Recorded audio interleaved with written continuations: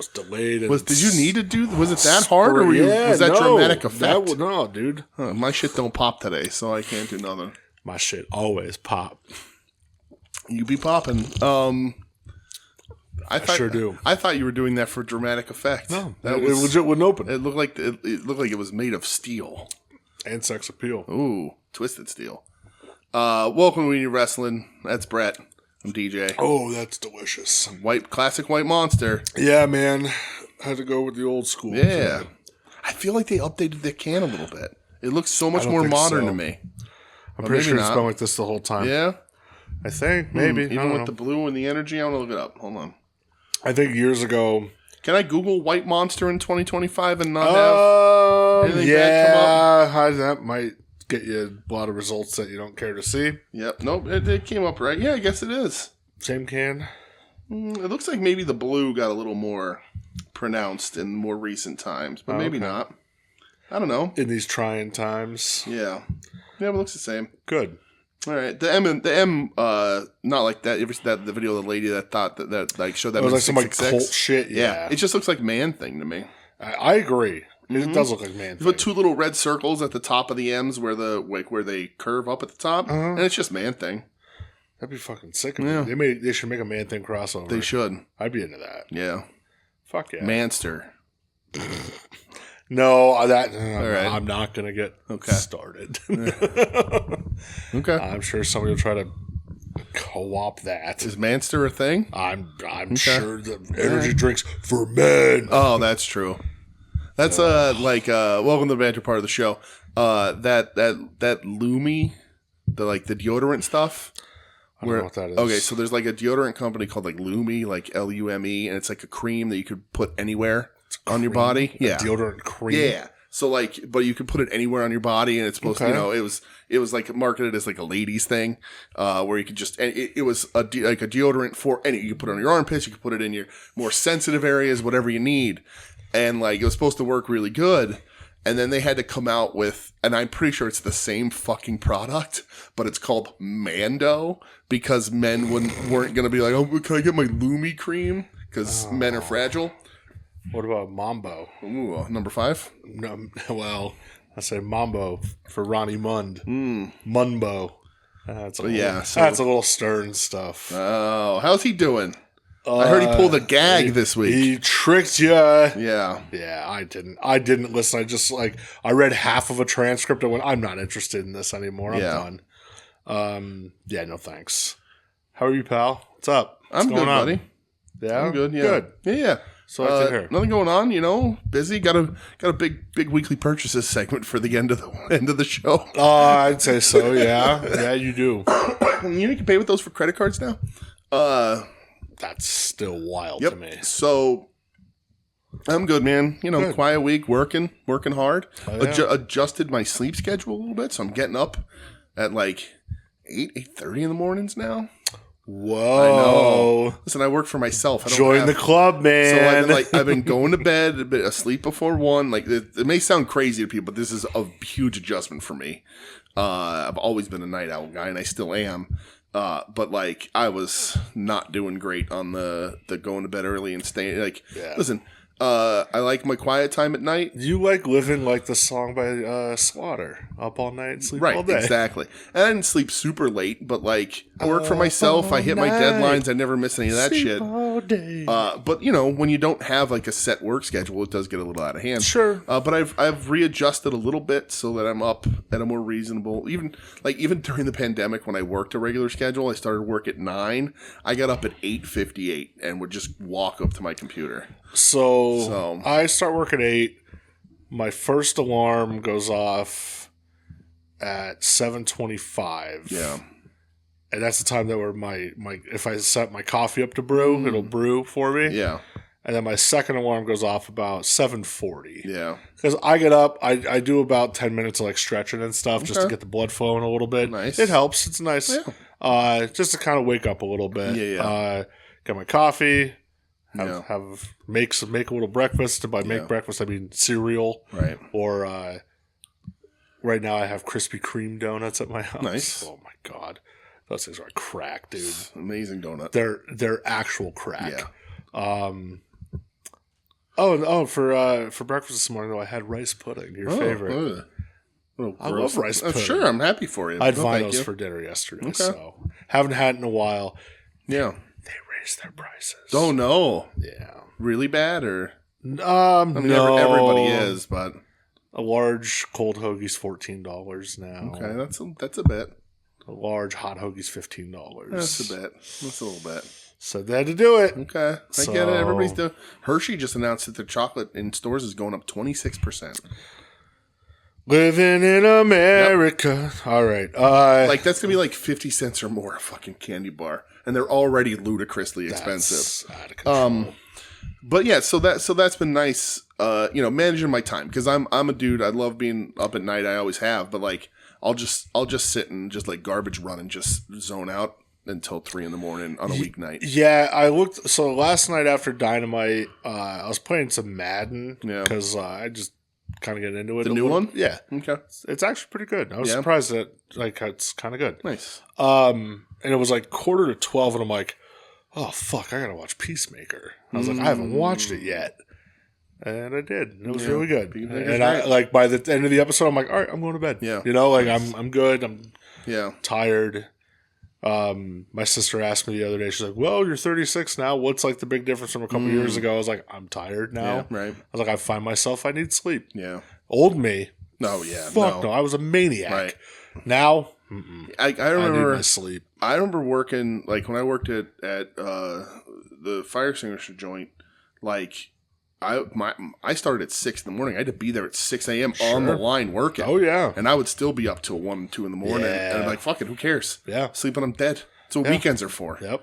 And I still do that a little bit, bad habit, but I've always stayed up late. It's just always been a thing. I'm a night person. I agree with that. I don't know where it comes from. Like, not that I don't like, obviously, hang out with Michelle and everything, but like, I like the fact that at night I'm just alone. Like, nobody's going to bother me. Yeah. And I could just be peaceful and quiet for a little bit. Well, you could have your days when you're alone too, pal. It's my everyday.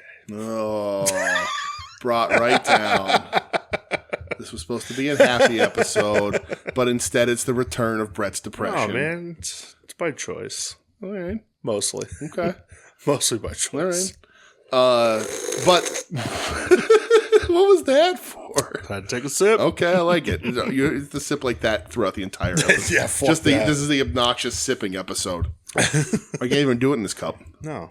That's a bad.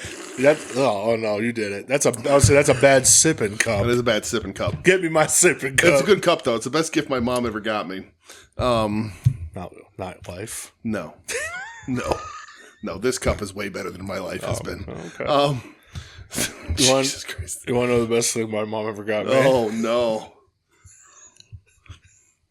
Adopted by my grandparents. Oh Jesus Christ. Whoa! Oh my god! Reminds me of one of my favorite lines because we both belong to the Bad Dads Club. The Temptations, "Papa was a Rolling Stone." Well, I think one of the best lines ever written. Great song. Is when my papa left, the only thing he left me was alone. Yeah, Such a good line. Dude, that might be the first emo song. Like that's some emo shit, dude. I also really like the Temptations song called Beauty's Only Skin Deep, which is about how it's okay to love an ugly woman. Yeah. It's real tough.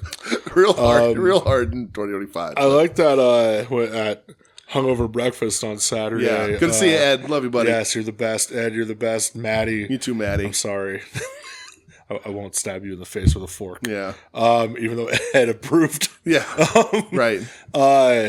I said something about like my mother being on drugs, and Ed was like, "Holy shit, I didn't know that." I was like, yeah, man, it's cool. Yeah.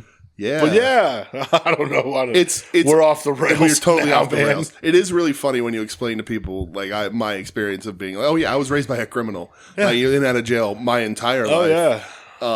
And it's like, oh okay, yeah. So. What do you say? Right. Yeah. Whatever. Yeah.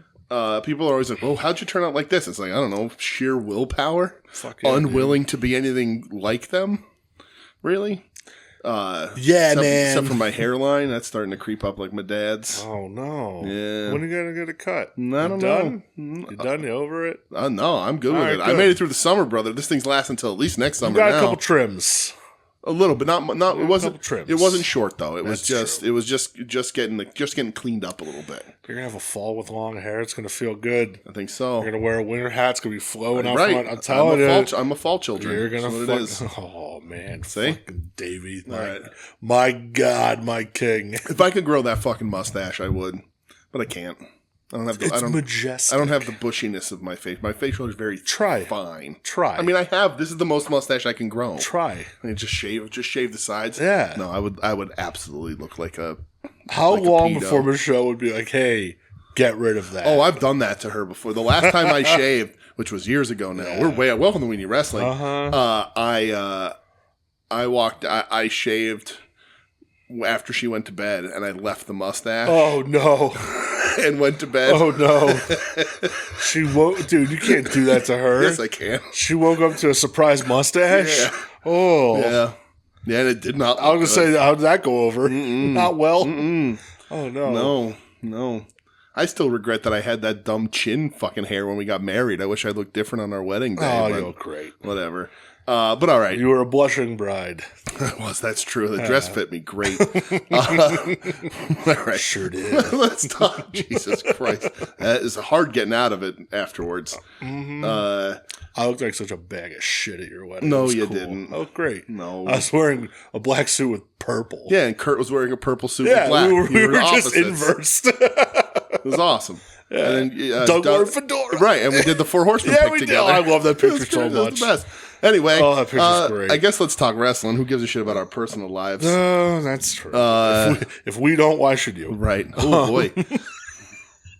Jesus Christ. I'm in a self-deprecating mood. Woof. All right. Wrestling news. You got anything? Anything prepared? No. No. Okay. Good. Sounded like for a second that maybe you did. No, I've Okay. put the phone down. Oh yeah, that's over true. the last day. Yeah. Anything in the news this week, everybody? Yeah. There hasn't been a WWE show. Oh my god, what the fuck are they going to do on SmackDown? Anyway, I don't want to know. yeah, that's probably for the best. I did see that the whatever over in Saudi, there was a leaked video of him saying that they have Mania. Yeah, but that wasn't supposed to come out, or what was it? Because I saw it too, but it it's came like out, but then I guess it got deleted. Oh yeah, so I don't well, know everybody's if running with it. Good for them. have fun. Good for them. Go ahead. Enjoy your time. Go right man. ahead. Enjoy your fucking time. If I'm Tony Khan, I'm running a show WrestleMania Day somewhere so that the indies can all come around. Yep, I agree. I would organize that myself. Don't even tell them. Just say AEW house show or something. Even just do it around have a big time collision there or something. And just have it so that there's a place for the indie workers to go and everybody can be in one place and see some cool shows. Run it that night. Yeah. In the States. Right. You know? So that you can anchor, so you can get Stardom over again. You can get these that you have like relationships with. Run them here. Who cares? Yeah. They're indie shows. Like you just did that Dean show that everybody's talking about. Like he's doing really cool shit. Do that. Just give everybody a place to go and join because that's always real. That's better than WrestleMania.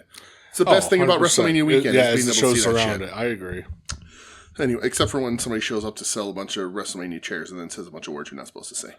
Yeah. So I got a little bit. So there's a little thing here from the Mark Shapiro, the TKO president. Did you see this? Did you see his statement? You heard about this? Mark Shapiro. Yes. No. So he's the president of TKO. And he said that WWE lags behind UFC in ticket profits and still has work to do. Okay, I did see that. WWE is not where UFC is in its ticket yield, and we have some work to do here. Vince McMahon was pricing tickets for families and wasn't fully focused on maximizing the opportunity. Do you have to realize how much of an asshole you are when you make Vince McMahon look good? Right. He was pricing tickets for his family entertainment shows? Yeah. Huh. Like doing that, No. you know, recognizing Black History Month. Right. Recognizing Pride Month. Like, I don't want to give Vince any credit. Let me preface this by saying he is an absolute piece of shit. Yeah. And if given the opportunity, I will spit piss on his grave. You'll spit piss on his grave? I will. I will pee in my own mouth and then spit it on his grave. All right, spill spit piss. I was going to go spit, and then I felt piss would be a little more poignant. Okay. But like the man... Hey, spit piss. The man that ran a wrestling... he ran a wrestling empire for a long time and made himself a billionaire doing it by pricing his shows for families. Yeah. This isn't the UFC. Yeah. And you see the thing, green shirt guy paying $100,000 for tickets, front row for WrestlePalooza's $50,000. What are you fucking doing? That's not what, why are you, it's just crazy. I understand, crazy. When did wrestling become a business? But, I saw somebody post, and granted, small venue, ECW Arena for these AEW shows. Yeah. Pricing's a little different, but somebody showed they were 5 rows back on hard cam side, and they were not the bleacher side, but the other side, and they were my tickets were $50. Yeah, it's just insane. It's crazy. If you price out families, you collapse. But that's their business model now. They don't care. Right. They want celebrities. They there. want the rich people to pay the tickets. They want male demographic there. They don't give a fuck about it's just families wild at this to me. point. Yeah, right. That's what the UFC was. They built their. I remember when they used to go around. They still do it. Yeah, celebrities. They always got to show up the celebrities there. Their business. I just it's more fucking power to them, I guess. But I'm good. It's shocking how quickly that company left me behind. I'm just not fucking interested. Yep. I agree. And then if they do run Mania in Saudi Arabia, it's just well, they're already running Rumble there. Right, they're running Rumble. Why not? And I was telling Michelle about it, and she was like, well, they're not going to get the crowds they get. I'm like, yeah, they had 60,000 for the greatest Royal Rumble in 2019 or whatever. Yeah. They're going to do fine. They're going to do huge numbers. They'll be fine. But and on top of that, they get the ticket sales and they get the kickback from the government for running the show there. Yeah, it's a paid show. It's a money thing, But that's just, I don't know, it's, oh boy, is it psychopathic behavior to me. There was another thing too, which was, about this Paramount thing. Did you see the Paramount thing today? Oh, they're going to make a bid for Warner? Yeah. So Paramount wants to try and buy Warner. I think in most days, most weeks, worlds, years, that would be squashed by the federal government because of the antitrust and monopoly laws. I don't have a lot of faith in that happening now. No, not anymore. But so the thing that's scary about, and listen, it is so early to speculate. Sure, yeah. It just popped up today, so I wanted to talk about it. But TKO and Paramount have just signed a 7-year deal, a distribution deal. Oh, did they really? Yes. So if Paramount buys Warner and TKO has a distribution deal, and listen, TKO owns the WWE, Tony Khan owns AEW. He just licenses shit to those networks. Yeah. So AEW won't go away, but they can bounce them from the networks they're then going to own. Can, yeah. And not that they can't go somewhere else, but that's a pretty huge hit if that happens. Sure. And again, all purely fucking speculation. But just look forward to that because it's going to be a lot of talks, and a lot of people smarter than me are going to be talking about that. Oh, I'm sure. Like crazy. So, man, I had another piece, but I don't know where it went. Here it is. Ha! A little New Japan kind of news right here. Not really, but New Japan, an ex-New Japan person. Let's see if it'll load. This is from today. It came out just a few hours ago. I know what you're going to say. Tetsuya Naito. Oh, no, there was something different. Okay. Go ahead. So Naito did an interview for Tokyo Sports and said that he has had a hard time getting a visa for the United States in 2025. I believe that. And so that's why he said basically he can't work here. Basically, there's no options here. He can't get here. Yeah. He's not going to, he said he could do Europe or Asia, but he can't do America, which is why he's not here. And he was asked about taking bookings in Japan. And he said, that feeling from my entrance exam when I said my feelings for New Japan Wrestling, my dedication to New Japan Pro Wrestling are unmatched by anyone. That sentiment still remains, at least to some extent. Right now, when it comes to domestic rings, New Japan's the only option I'm considering. And he does not want to wrestle in Japan for anybody else. Wow. But I left there with the courage to take that step. If my only domestic options are limited to New Japan, then I want to fight overseas in places I've never shown myself live before. So, like, he's just saying, like, I didn't want to leave New Japan. They didn't want to pay me. Like, he's like, I didn't want to leave. They didn't value me, basically. Well, which I get. I mean, the output he was giving at that point, he's not a top of the card guy. Like, right. The fans still loved him. No doubt, but like you can't pay him like a top guy anymore. He said that he felt a certain discomfort about immediately seeking opportunities. So his next date is September 27th at WXW in Germany. Oh, so, that's good for him. Yeah, nice. So, and he's worked Rev Pro, so he'll get all that kind of stuff. I'm sure, whatever. Yeah. Another thing that's like not completely news, but I found this to be really interesting. Danielson talked about like AEW and WWE. Oh, I thought you were going to talk about what wrestlers would win versus Bears. That also happened. That was a very good list. Not news, but you should seek that out because it's really great. I love that the Bears thing has followed him all these years. As a man who's almost fought a bear. That is true. I've been face to face with a bear. Yeah. But he said a thing that I like. He said about what AEW is doing that WWE really doesn't like is that AEW is forcing WWE to pay the wrestlers more. Yeah. He said that, wrestlers are paid now better than they ever have been. They hate it. But he said that, in every sport basically in the world, the players' salaries accumulate like 40 to 50% of the revenue of the company. And he said WWE doesn't pay nearly that. No. But AEW does. Yeah. And he said, so WWE has to pay people more because if they don't, they'll just say, I'm leaving.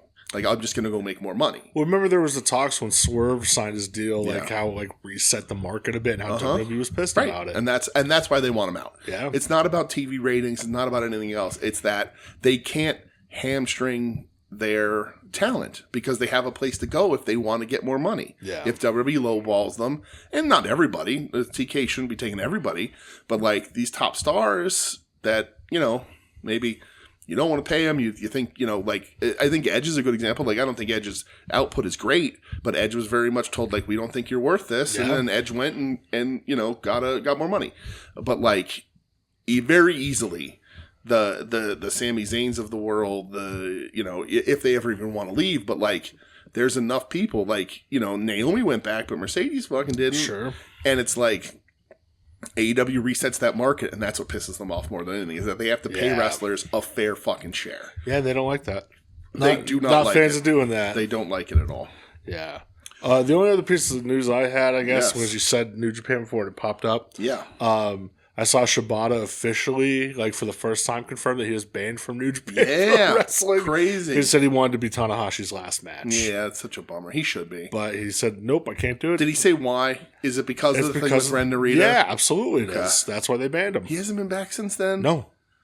Okay. He has not wrestled a full-blown match in New Japan. Right. He's wrestled the co-sponsored shows, but not, And he had like, didn't he do like him and Tanahashi had that little like, exhibition thing, remember? Yeah. For like 5 minutes, but nobody took bumps or anything. Yeah. But yeah. And he just did that match with Tana, that tag match. Well, that was over Rev Pro. That was Rev Pro. Yeah. But yeah, that's, man, that night, that is a all-timer.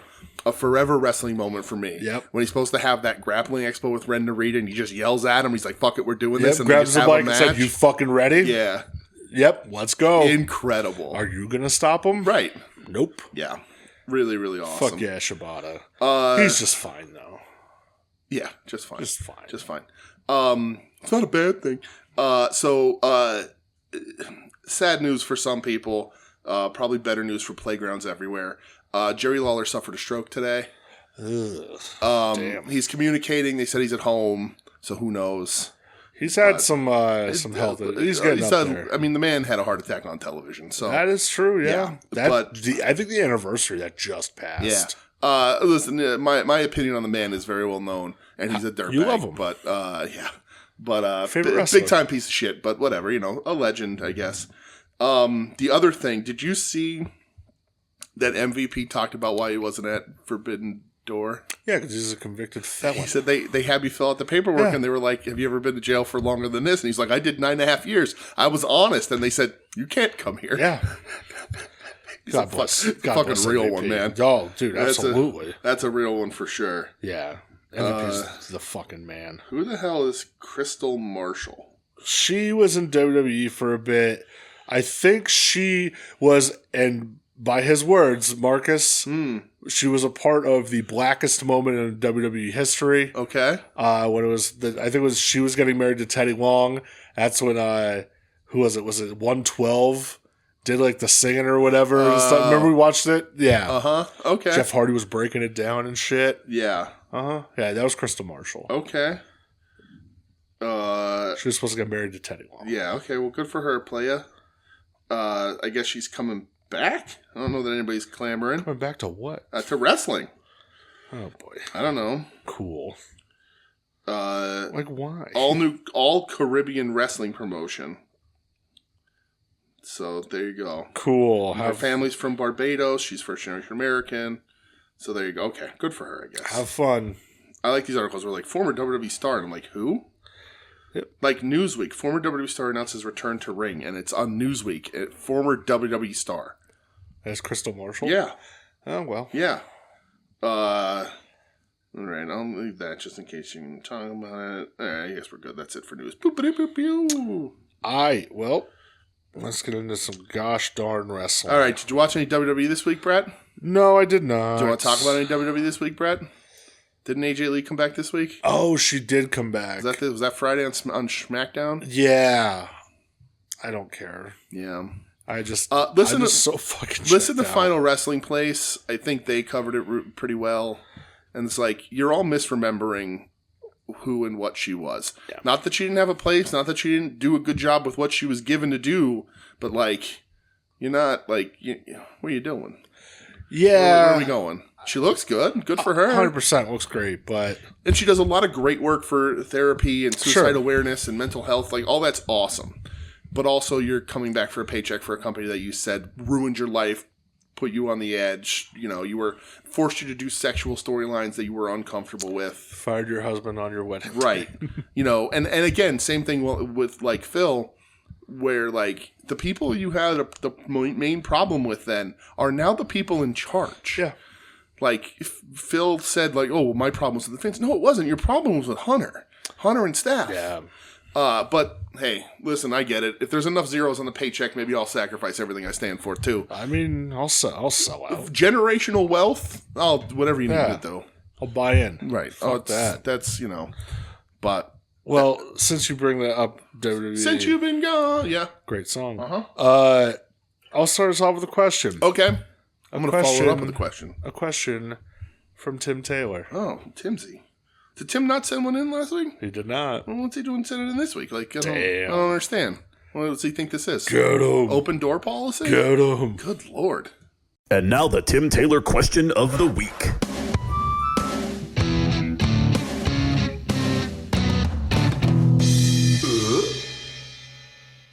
All right, so Tim starts off by saying, I love you, boys. Oh, I love you too, Tim. Love I know you, Tim. you're the man.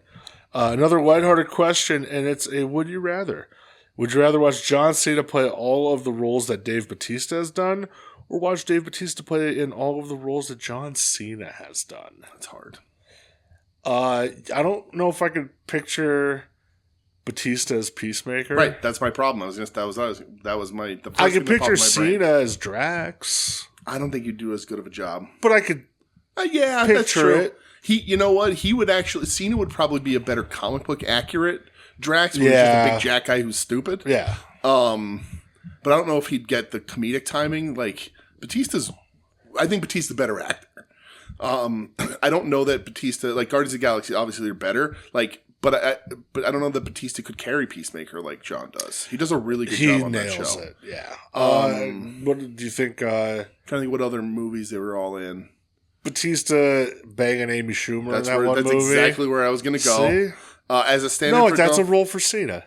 Yeah, he was great. He was great in that role. I think that's the thing. Like, I don't think that Batista could play like the meathead roles. Like, like Cena just to be the dumb jock, Right. But like, what was that movie like with Kumail where he's like a bodyguard or whatever? Cena can do that.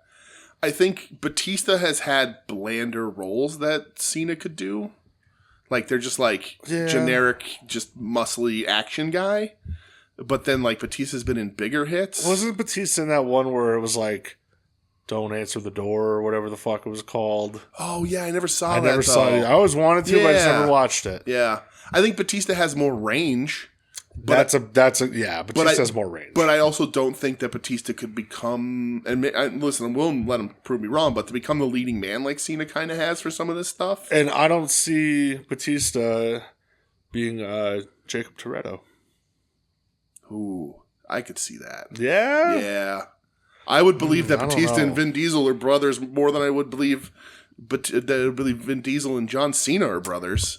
Yeah, Cena does a good role, though. He does. They both do a good job. Yeah. So it's tough. I do agree, though. I think Batista has more range. Yeah, Batista has more range, but he's also done, like, dumber shit. Like, he did that Army of the Dead movie that stunk. Yeah. I'm trying to think, like, Cena's in the original Marine. I think that's more suited for him. That's perfect for him. So I don't know that, like, I guess Batista could have pulled that off, but, like, it's a little, the flat top, it does all the work in that movie. Yeah. What else was Cena in? Vacation Friends. That was actually pretty good. Never saw it. It's funny. But, like, funny and, like, he's, like, an annoying douchebag in it, and I just don't see Batista necessarily being that way. Yeah. So I think I like Batista better as an actor, but if I had to pick, I think Cena would be better suited to do Batista's roles than Batista would for Cena's roles. I'd agree with that, yeah. I think just because Batista's less of a, like, meathead. And I don't mean that necessarily a bad way or anything, but you look at Cena, like, he's playing... You know what you're getting. Playing the dickish good guy. Yeah. Whereas Batista can be, like, actual acting roles, I if agree that with makes that. sense. No, I agree. I think that's a good summarization of Tim's question. Yeah. So thank you, Tim. Thanks, Tim. Appreciate you, baby. I got a question. Oh, you have a question, unless you're going to go to wrestling. I was going to, but if you have a question, I got a question ahead. before we go to wrestling. Okay. This is from Jess Bones. Hello, Jess. Friend Bones. of the show. What up? Happy to have Jess back on. Asking a question. Jess rules. Jess says, "Hello, Brett and DJ." That's Hello. us. It's been a while. Been a while. I was going to fucking... Can I blame it on my father? I hope things have been going well this entirely normal and uneventful week. Thank you, Jess. It has been. Uh-huh. For us, anyway. Yeah, well. Other people, mileage may vary. Happy WrestleFest 50 Years of Funk Day. Fuck yeah, dude. Very excited they put that up on the vault. Awesome. I mean, I have a copy and had it forever. The quality, though, is the quality's pristine. great. Awesome. Hashtag Funk should have won like Bret Hart wanted. True. Terry Funk went to a draw with the WWE champion. Yeah. Fucking amazing. And Mankind Sabu. Mm-hmm. Like so much shit. Anyway, you know what it is. It's if you've seen Beyond the Mat, it's also leading up to that. Happy WrestleFest 50 Years of Funk Day. Never forget. Random question day. How soon do you start your Halloween watches? I start mine September 1st to get the 31 movies in before Halloween. I'm excited to revisit Hell Comes to Frogtown. Anyways, love y'all. Jess, love you too. Be safe out there. Take care of yourself. I start on October 1st. Do you consider Hell Comes to Frogtown a horror movie? No. Me neither. That was going to be my next point. Yeah. I love it. Not a horror movie. Sci-fi. Sci-fi. Yeah. It's sci-fi action. It's post-apocalyptic, so like it's genre film, which is fine, but I wouldn't consider it a horror movie. But it's still great. Not going to tell you not to watch it. Yeah, it's because it rules. It does. I'm going to give you shit. It's awesome. I have the Vinegar Syndrome package and it rules. Great movie. I love it so much. So yeah, I mean, I really do kick in October 1st. I agree. Yeah, but I also watch a lot of horror throughout the year. Right. Which it's tough because there are certain things where I'm like, oh, well, I'll just save it. Yeah. But then I get real fucking antsy. Yes. And I really want to watch. So I don't really watch any horror in September. I'm like, nope, I'm going to cut it off just to build up. But I like the challenge of 31 and 31. Yeah. Seeing what I can do. And usually I do much more than that because I'm a psychopath. But that's how I like doing it. Sometimes you got to get a little creative.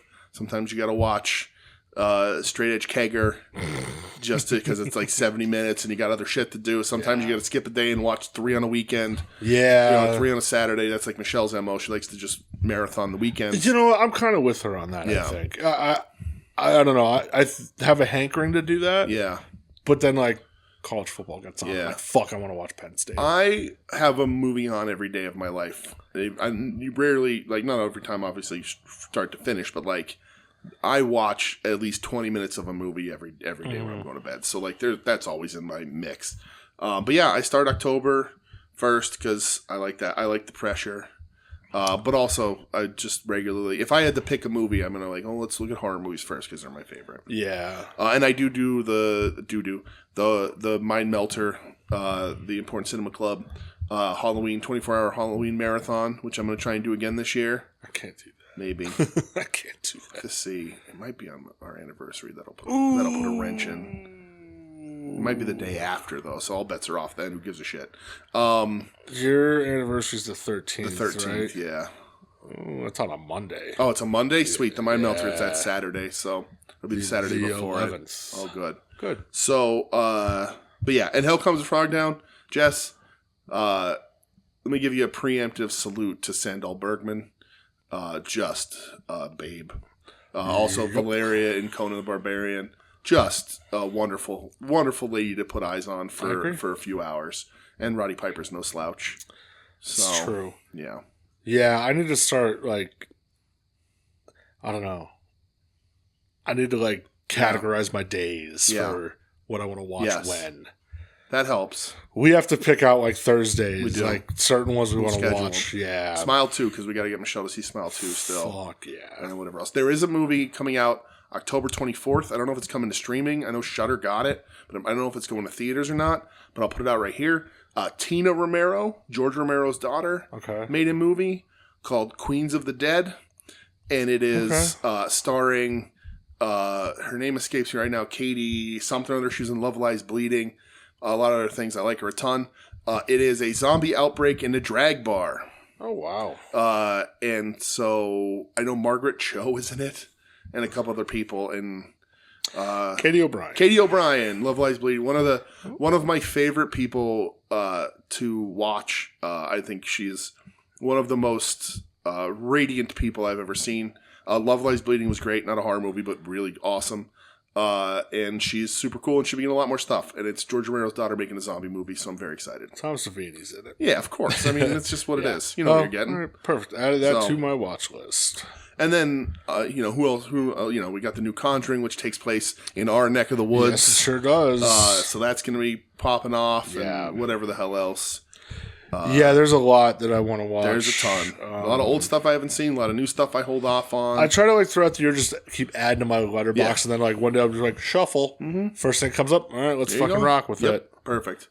So, also in movie news, really quick, because this is a wrestling podcast, Marlon Wayans did announce that he is returning as Smokey for Scary Movie 6. I thought you were going to talk about MGF being in Violent Night 2. No, but that's good. Violent Night 1 was fun. I never saw it. It was good. Good. But well, good old Christmas horror. Yes, but yeah, Scary not even horror. Movie That's like an 6, action movie. But yeah, Scary Movie 6. Oh boy. All the Wayans brothers are back, and Marlon is playing the character from the first two. So Giving it one last ride. I don't care. It's going to be awesome.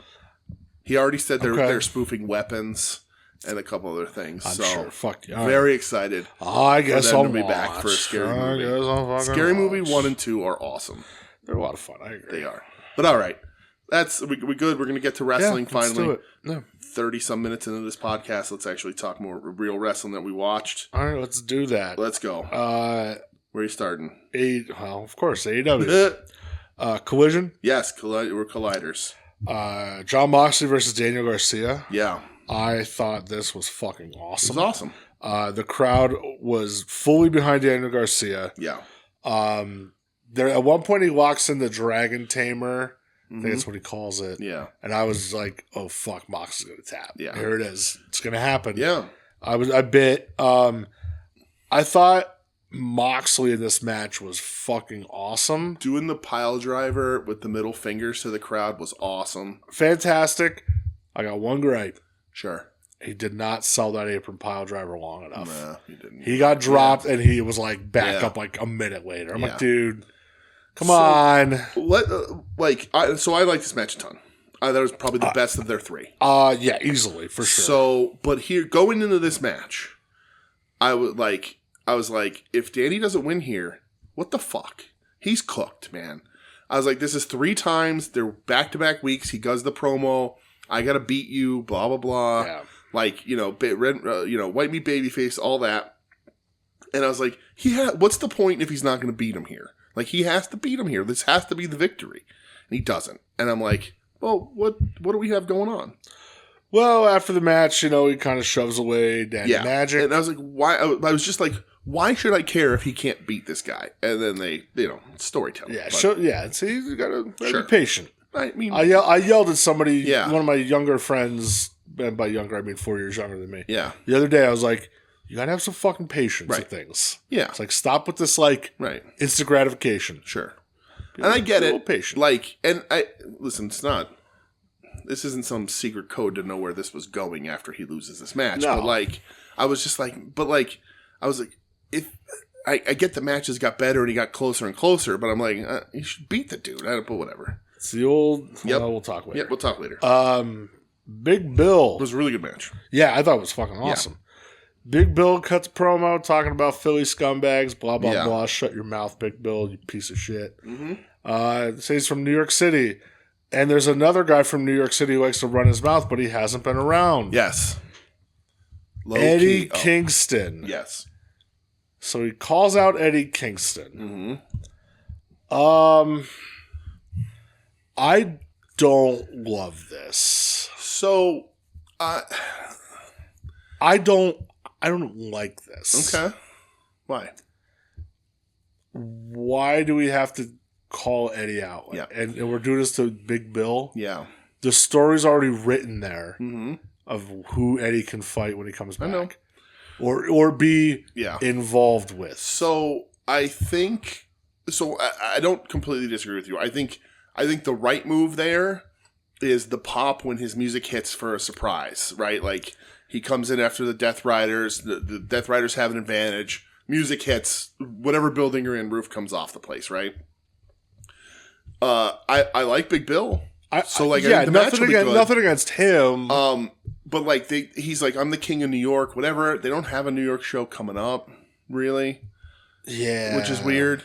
But to me, this is either to me it seems like Eddie was like, let me just work somebody. Let me just work somebody. He's been out for a long time. Maybe the idea is they want a tune-up match. They want to get him back in the ring against somebody, get him a win, make sure he can still do what he's doing, and then move on from there. I agree with you. I would prefer his music to just hit. I've been waiting for that forever, for the music to hit and everybody go fucking crazy. And it doesn't feel like a big return if you're just going to call him out before he's ever on TV again. Eddie did respond on Threads, which is the only social media he has. Yeah, and it's like... yeah. I don't know. I just feel like we could do things better. Yeah. Could you imagine, he runs off the Death Riders, he's, smacking Yuta around, smacking Claudio around. Yeah.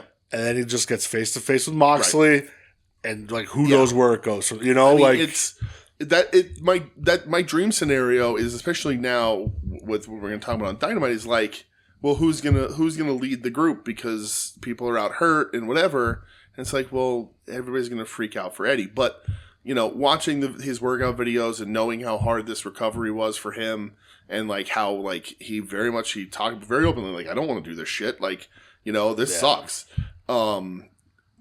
Maybe that is just sort of let me have a match with a guy that I like, that we can do, and then we'll go from there. I don't know. I'm happy that he's back. I don't know when they're going to do it. It's not a pay-per-view match. I imagine he's probably debuting right about now on the taping. Maybe. Right? Maybe not. Maybe. I don't know. It does seem a little lackluster for a guy that should be at the top of your card. And the crowd's going to go crazy for it. And ultimately, what does this do for Bill? Right. I mean, Bill's going to lose. You would think. I hope. You would think he's going to lose, and then you just go back to where you are. What if this brings Jericho back and Jericho and Eddie feud again? I don't want to relive that. Yeah, that would be terrible. That would fucking suck. Oh, yeah. Oh, God. Moving on. Yeah, we'll see. And again, nothing against Eddie. No, nothing the match is going to be good. It's just... we're such big fans, and he has a ton of fans. I think everybody wanted, if he's going to come back, for his return to be a big moment. And this isn't a moment. Does Eddie Kingston versus Big Bill excite you? No. Yeah. No, right.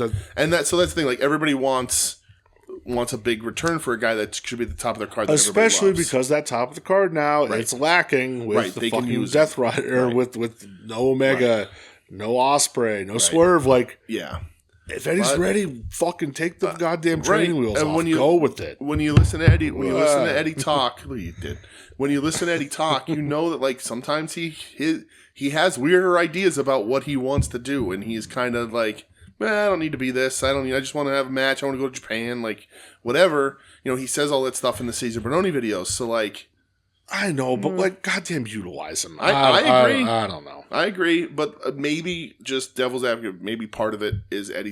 This is what Eddie wants, and that's fine. Whatever. I guess I'm excited that he's back. It's not the way I wanted it, but that's fine. Just glad that he's back and ready to work because he's one of my favorite dudes to watch. That's incredible. Where I have to go with it. I agree with you completely, but for my own mental health, I just have to be like, all right, I like Bill. See what happens. All right, I could rock with that. So, FTR won a match. Moving on. Well, but like, why are they? It was Adam Priest and Dynamite Kid. They're running this back again. Like, I know this skips a little bit ahead, but they're just, FTR, these guys too. Like, there was nothing like since that match ended and between that match to warrant. Yeah, I don't fucking know, man. I thought this was a good match. I thought the only thing that warranted it is when they were like beating them up afterwards. And says, "No, we're good. That's enough." And what? I like that both of these kids are doing diving headbutts because there's no example in the history of wrestling that scrambles your brain in any way. But I thought it was a good match. But here's my problem with this match. And I don't like it, but it's a thing that has happened forever in wrestling, and I know now people get bent out of shape about the way they do it in the WWE, and like we grew up watching wrestling, and Stacker 2 was a fucking advertiser and all that. I remember that WWE selling Stacker 2s. This was the I drink match of the night.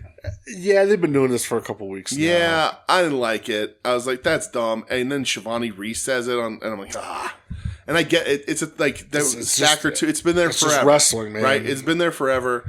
But Stacker used to be like the slam of the week. Now, I mean, you have like this match presented by Cinnamon Toast Crunch and Cracker Barrel. And like, you know, and WWE has all the ads on the ring and everybody has their opinions and whatever. Yeah. But I was just like, I drink, okay, I get it. I guess when you're working with a company that's not selling illegitimate mushroom energy drinks that you just put on the end of a table and hope and pray that people buy them. That's the truth. Did you see Ric Flair's tweet this week about how sad he is? Where he's like, all my friends are dead and I drink every day. Oh no! Yeah. If it wasn't the fucking consequences of my own decisions. Fucking Rick. All right. We get a Mox promo after that. I thought the Mox promo was very good. Dude, I loved it. Belts are a basic unit of measurement for small thinking. Yeah. Think bigger, and so I want to surround myself with the masters of the craft. This to me like gave me a little sign of like indie John Moxley. Yeah. When he used to cut these promos like that. And then he was like, I'm an FBI agent, baby. I wish. Oh, my God. That fucking makes me so happy. Yeah, I like this. It made me think that he is going to re-roster the Death Riders a little bit. Maybe boot a couple people, maybe not. I don't know so much about a boot. Yeah. But are you Canadian? Fucker. God damn it. Gotcha. I think it's more of a like reload. Yeah. Yeah. Okay. Not load. No, not load, but reload. Okay. Tim, how the fuck do you like that? Drives me nuts. Yeah. And I guess that's the thing too. Like when I think about it, like if anybody leaves the Death Ride, like Yuta's in a good position, although he loses all the time. Like I don't know that he's ready to make a jump. Claudio is disappointing and weird. Pac, I guess it's always been bigger, right? Because Pac's never on TV anymore, and Gabe Kidd got made fun of for not being in Japan, and so went back there. He's back in Japan. So yeah, I guess whatever. But so maybe additional, maybe we'll see where the Statlander stuff goes. I could see a big switcheroo with like Yuta teasing like we're going to bring Stat in, and then he actually ends up getting to do the turn him out instead, and he's aligned with Stat and whatever. I don't think it would work, but I could see them thinking about it. That'd be interesting. Because the storyline with Yuta was they always treated him like shit. Yeah, Yeah, So, he's still kind of in that middle line. Yeah. He's great. I think he's the second best in the group. I still think they could have done something more. The week after Hangman won the belt, and he beat the fuck out of Yuta. Yeah. And he bloodied him up, and he's like, they're not coming for you. Right. Yeah, I don't know why they cut that thread. I don't know why. I thought there could have been that could have been a turning point for Yuta. I think so too. But we did nothing. Yeah, I thought that was a really good story. Like the guy, he thinks they're his friends, and they just kick the shit out of him the whole time. Yeah. Daniel Bryan's the only one that ever actually cared about him. But they kind of dropped that thread, maybe because of the uncertainty on who was going to be available and not. Maybe he just wanted to hold off until he could tell Joe Sposo to go fuck himself in the audience of the ECW arena. That is true. Women's 8 tag. Yes. Did you see Thekla try with all of her heart to change the name of their group? Oh, did she? She did an interview, and she was like, I want to add more people. We're just Madness. We're not a shape. We're just called Madness. The group is Madness. Start calling us Madness. Oh, really? And I was like, oh, boy. And then I was like, okay, maybe they're going to soft launch, change it on TV. You can easily just cut it off. And then on TV, they're like, Triangle of Madness. I was like, guess that didn't fucking work. Is she going for like a Can I Play with Madness type deal? Or a Macho. I was just a little Macho Madness. Yeah. That'd be fucking cool. So, yeah, Megan Bain and the Triangle of Madness versus Harley Cameron, Chris Statlander, Mina Shirakawa, and Tony Storm. Yeah, and the main things you took away from this were before the match, Yuta jumps up on the apron and he whispers in Statlander's ear, and he backs off. He's like, just some advice, giving you a little advice. And the advice worked because Statlander wins with the Yuta seatbelt. Yep. So, very interesting. My favorite thing in this whole match, and I like that little twinge, which it seems like they may have dropped, maybe they didn't, but I like that little hint between them two, which is nice, and commentary did a good job of pointing it out. Mina throwing the spinning back fist and Thekla ducking it and then standing back up and eating the second one. Yeah. Oh, it made me so happy. It looks so good. And Mina is just unbelievable. Yeah, and then a big brawl breaks out at the end. Jamie Hayter runs out. She's just decking fools. Yep. Tony Storm gets on the mic and she's just like, you want to go ballistic? Yeah. You want to go nuts? Fine. Statlander, Thekla, Jamie Hayter, us four, pay-per-view. Let's run it. Yeah. Okay. I like it. I think the ladies do the after-match brawling better than a lot of the men when they do these things. They like these matches, and they're doing them with the men too, and they're very good, PWG style. Sure. But these women's matches like this have been special. They've been a lot of fun. Yeah. I don't know. Does Tony lose the belt in a 4-way to any of these ladies? So it is the cheap way out. Yep. Which is a shame, but we've talked about on the show. What do you do? She's beating everybody one-on-one. I know, but man, if you pin her to the mat, that says a lot. I just don't know who you put the belt on. Well, that's in the 4-way. Do you finally pull the trigger on Stat? Right. It's less cheap if Tony gets pinned. Are you going to do the Death Riders help Stat? Yeah, like Marina helps her or something. Right. Yeah, maybe. Right. But also Hayter had that belt when she got hurt. So, I don't think it's bad to have Hayter as that champion. There's just not a ton of build to it. You can't hot shot it to her right now. She just came back. You would have to do Hayter, build her up, have her win a couple of these matches, and then one-on-one against Tony, and she probably pull it off. the tease of tension between the Hayter and her. Well, Tony's like, I just can't trust you. Yeah. We don't have beef, but I can't trust you. Yeah. But yeah, it is a bit of a cheap way out, but we've talked about it on here. They backed themselves in a corner with both of these women's belts. And it's hard to get them off of either one of the ladies in a one-on-one situation. You've burned all those, basically. Man, oh my God, it'd be such a good crowning thing if Stat beat Tony one-on-one, though, wouldn't it? Right, yeah. It'd be fucking awesome. And I love Tony Storm, but it's hey, that'd be big. Right. And maybe they do something that builds Stat up in this match, but she doesn't win, which leads to a one-on-one. Something. Yeah. I don't know. But I know, the argument could be made that Tony doesn't need a belt because she is the best act they have. Sure.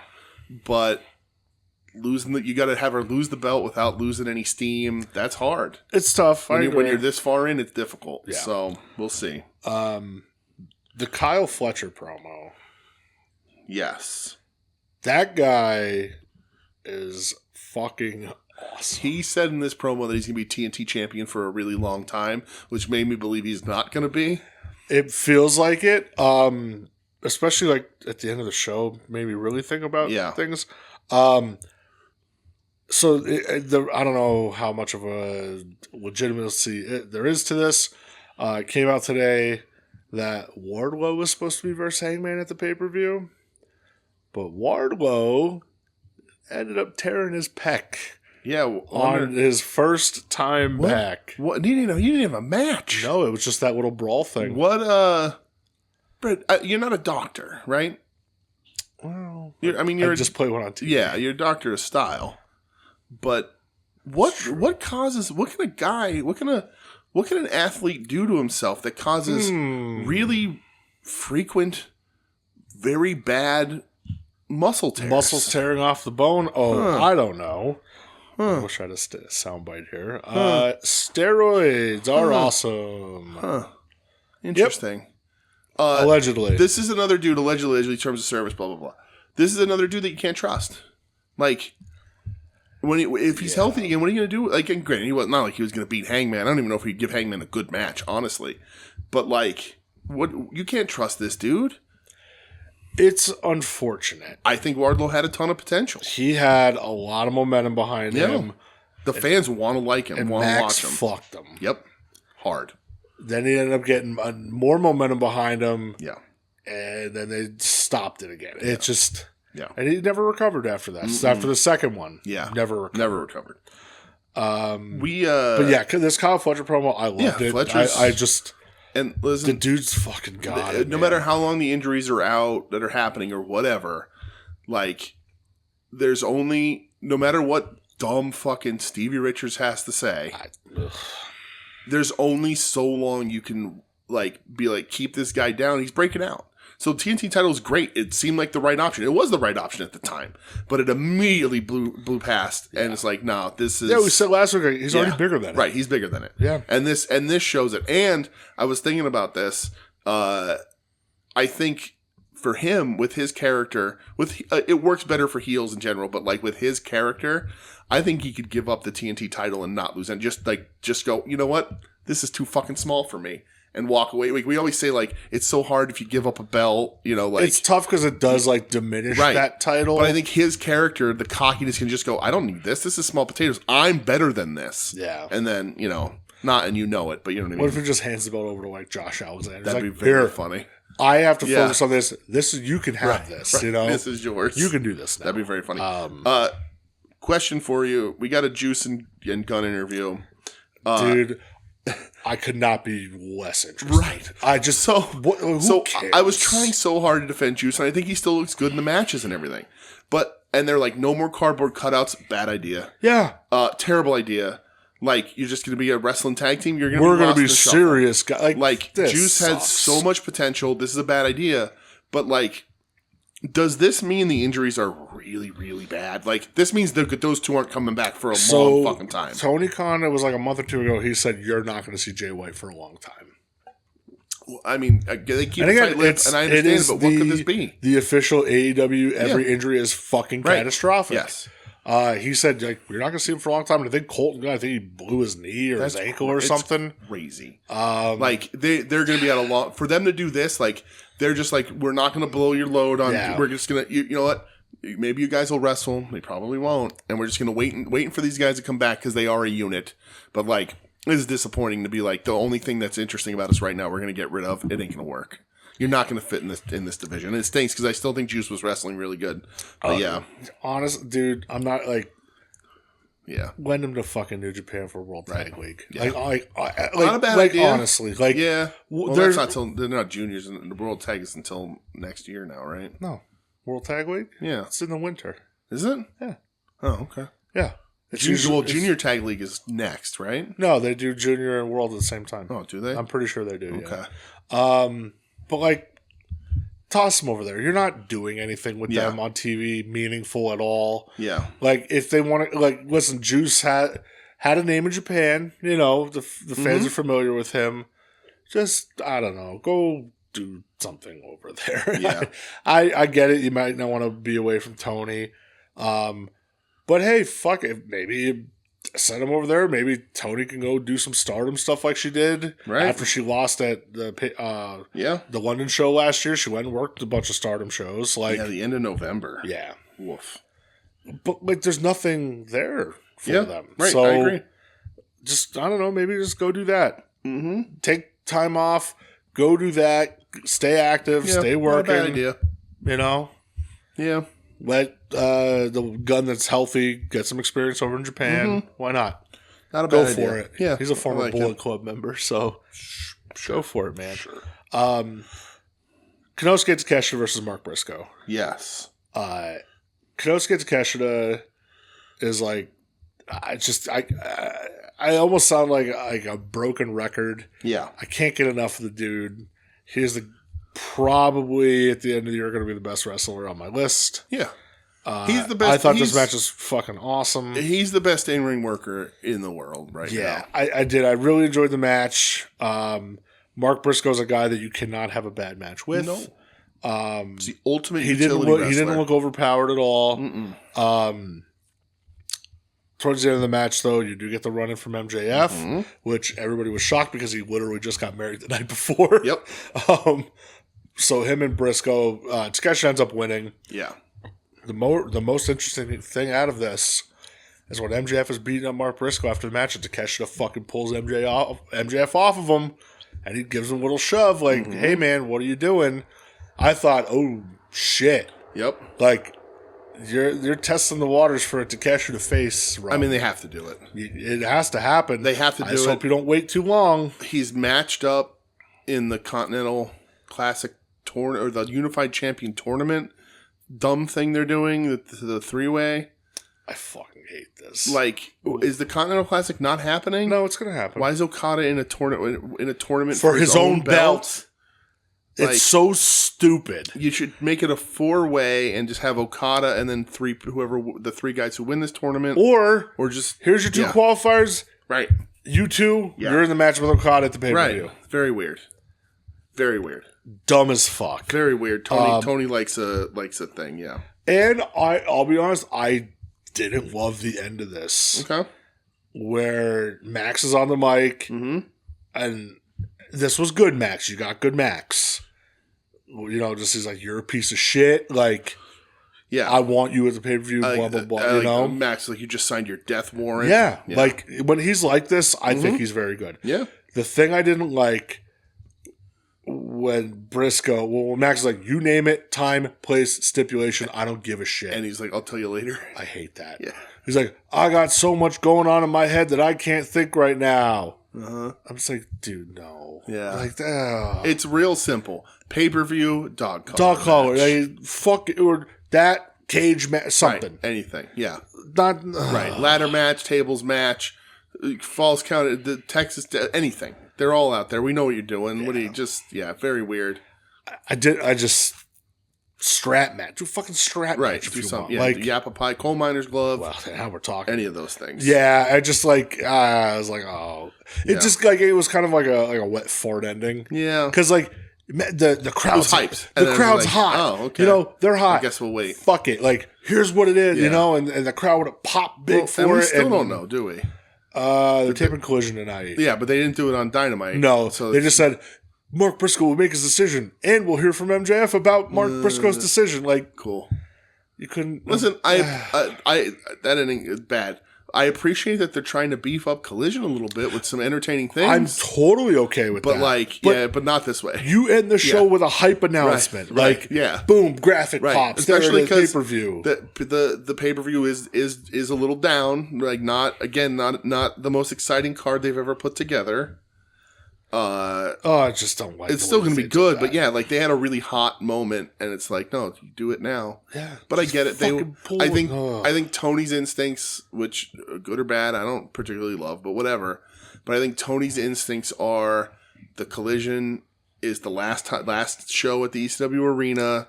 Let's get everybody hyped up and make that last show really big. It is, but it's also a taped show. Right. I don't agree with it, but I think that's how his brain works. I can understand if it's a go home to the pay-per-view, but you still have fucking shows next week. Well, listen, he always fucks at least one of those up. So I know, but like, I think he's just so hyped about being in the East every arena. He's like, I want to make sure I give everybody the best show and whatever. But I guess. Yeah, I don't love it either. I'm just trying to get into the brain of that, let's say, eccentric billionaire. See his dad this week after the Jags won. Dude, he's a fucking pro wrestler. Yeah. He basically did the Terry Funk Forever promo. Why not? We started building for this back in January. We want this feeling to go on forever. There you go. There you go, man. Who's coaching that team these days? What the fuck's his name? Oh, he came from Tampa Bay.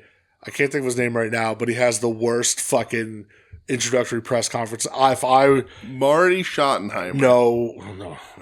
What a Marty ball. If I was the Cons, I would have immediately gone in and be like, dude, you're done. Oh, yeah? Yeah, so Jacksonville, Duval County, the big thing down there is Duval, you know? Liam Cohen. Yeah, well, okay, Liam Cohen came from Tampa Bay. What a weird-looking dude. So he's younger than me. That sucks. His introductory press conference, and I have the video saved on my phone because one of my friends is a Jags fan. I just send it to him all the time. He just goes like this. The way he says Duval, he just goes, Duval. And he does this like shit-eating grin afterwards, and I was like, I would be so embarrassed. Yikes. Fired immediately. Fuck off. Okay. No thanks, dude. All right. But I did like Shad Khan cutting a Terry Funk promo. There you go. After a fucking win. Well, good for him. Over the Carolina Panthers. There you go. Boy, do they look like shit. Yeah, well, somebody's got to be worse than the Giants. The Jackson Dart countdown is on. Yeah. All right. Go. Dynamite. Dynamite. Yes.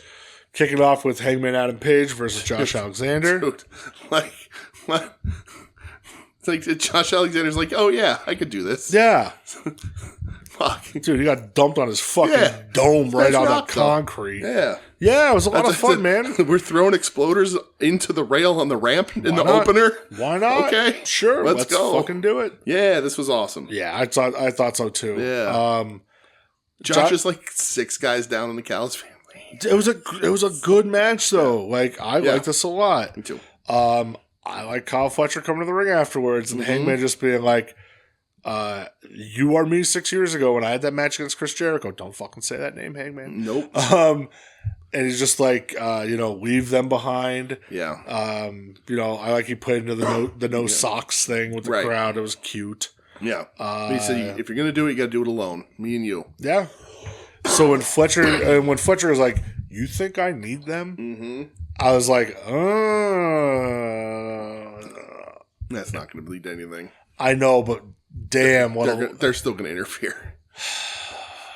I know, but it is like the whole, Don Callis, it's like, oh, disrespect me? You don't need us? Yeah. Like, that's, I don't know. When I hear that, that's what my brain goes to. It's just like, you could slow burn that out. You could. I think you're going to see 2 people come at that same idea in the Callis family in different ways. I think Takeshita had a very similar response, like, with the MJF interference, he shoved him like he wanted one-on-one with Mark, like he wanted to do this, whatever.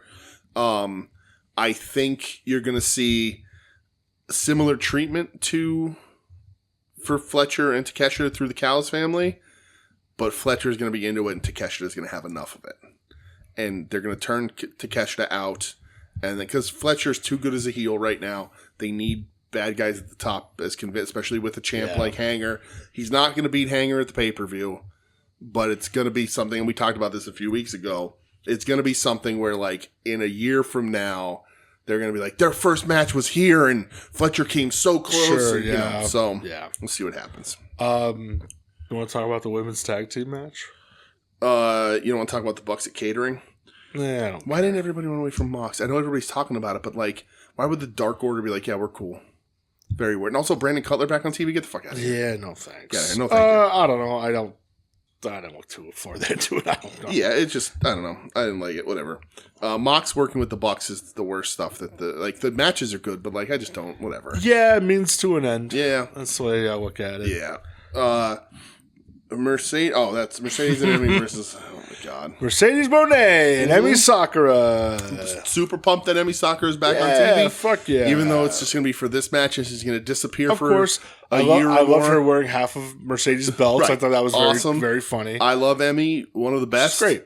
Should be featured more on TV. Against Alex Windsor. Windsor? Which I like Windsor a ton. that it's getting over with the crowd. They're Right. starting to do it a lot. Windsor should be on TV more. And Alex Windsor's tag team partner, DJ. Oh, she had a tag team partner? Sure did. I didn't notice. Oh, no, I did because she stinks. Riho. Stinks. It's terrible. So you take the fucking wheel She on this stinks, one, dude. man. She stinks out loud. She is a favor hire in this company. She is like everybody always likes to be like, oh, AJ Lee's coming back, but she was left behind. Brie Bell is back, but she's not. What she was, and then they shit can, or they don't. I guess what's his name came out and said they didn't get shit canned. Fucking bad news. Barrett said that he's not shit canned. He just had planned time off. Whatever. Yeah. Like. Riho was fine in the beginning because she was an international talent and you didn't have a very robust division. But 6 years later, she's dog shit. She's always sucked. But, she floats. She jumps off the top rope and knocks 2 people over. Are you kidding me? I have textbooks bigger than her. It's insane.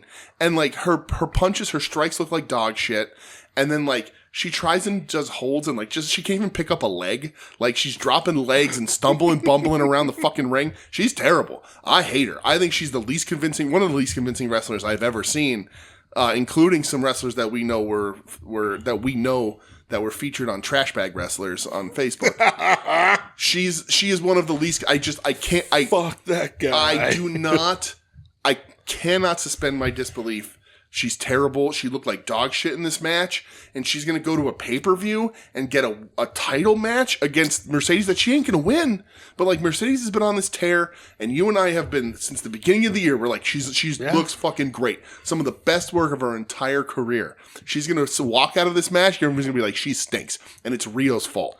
Rio stinks. She sucks out loud. Get out of here. So. Go back somewhere. I don't even know where. Home. To your apartment in Florida. Go back to your home. To your apartment in Florida. Enjoy your life. I don't know if her and Kenny still together. I don't know. Who cares? I hope she's happy. I hope she lives a very peaceful, nice life. But wrestling ain't for you, sweetheart. Wow. Oh, boy. What if they go out at the pay-per-view and have a banger of a match? Then I'll eat my words. It wouldn't be the first fucking time. Are you going to eat your hat? No, I'm not wearing a hat, but I could. Eat Joe's Nightwing hat? I'll eat Joe's hat. All right, good. Listen, if she has a great match, awesome. Or are you going to be like, great match, but you're going to be like how Marcus was and just stay 10 toes down and be a hater? No, I don't. Listen, I don't think I'm a man with an ego, and that's not a shot at Marcus in any way.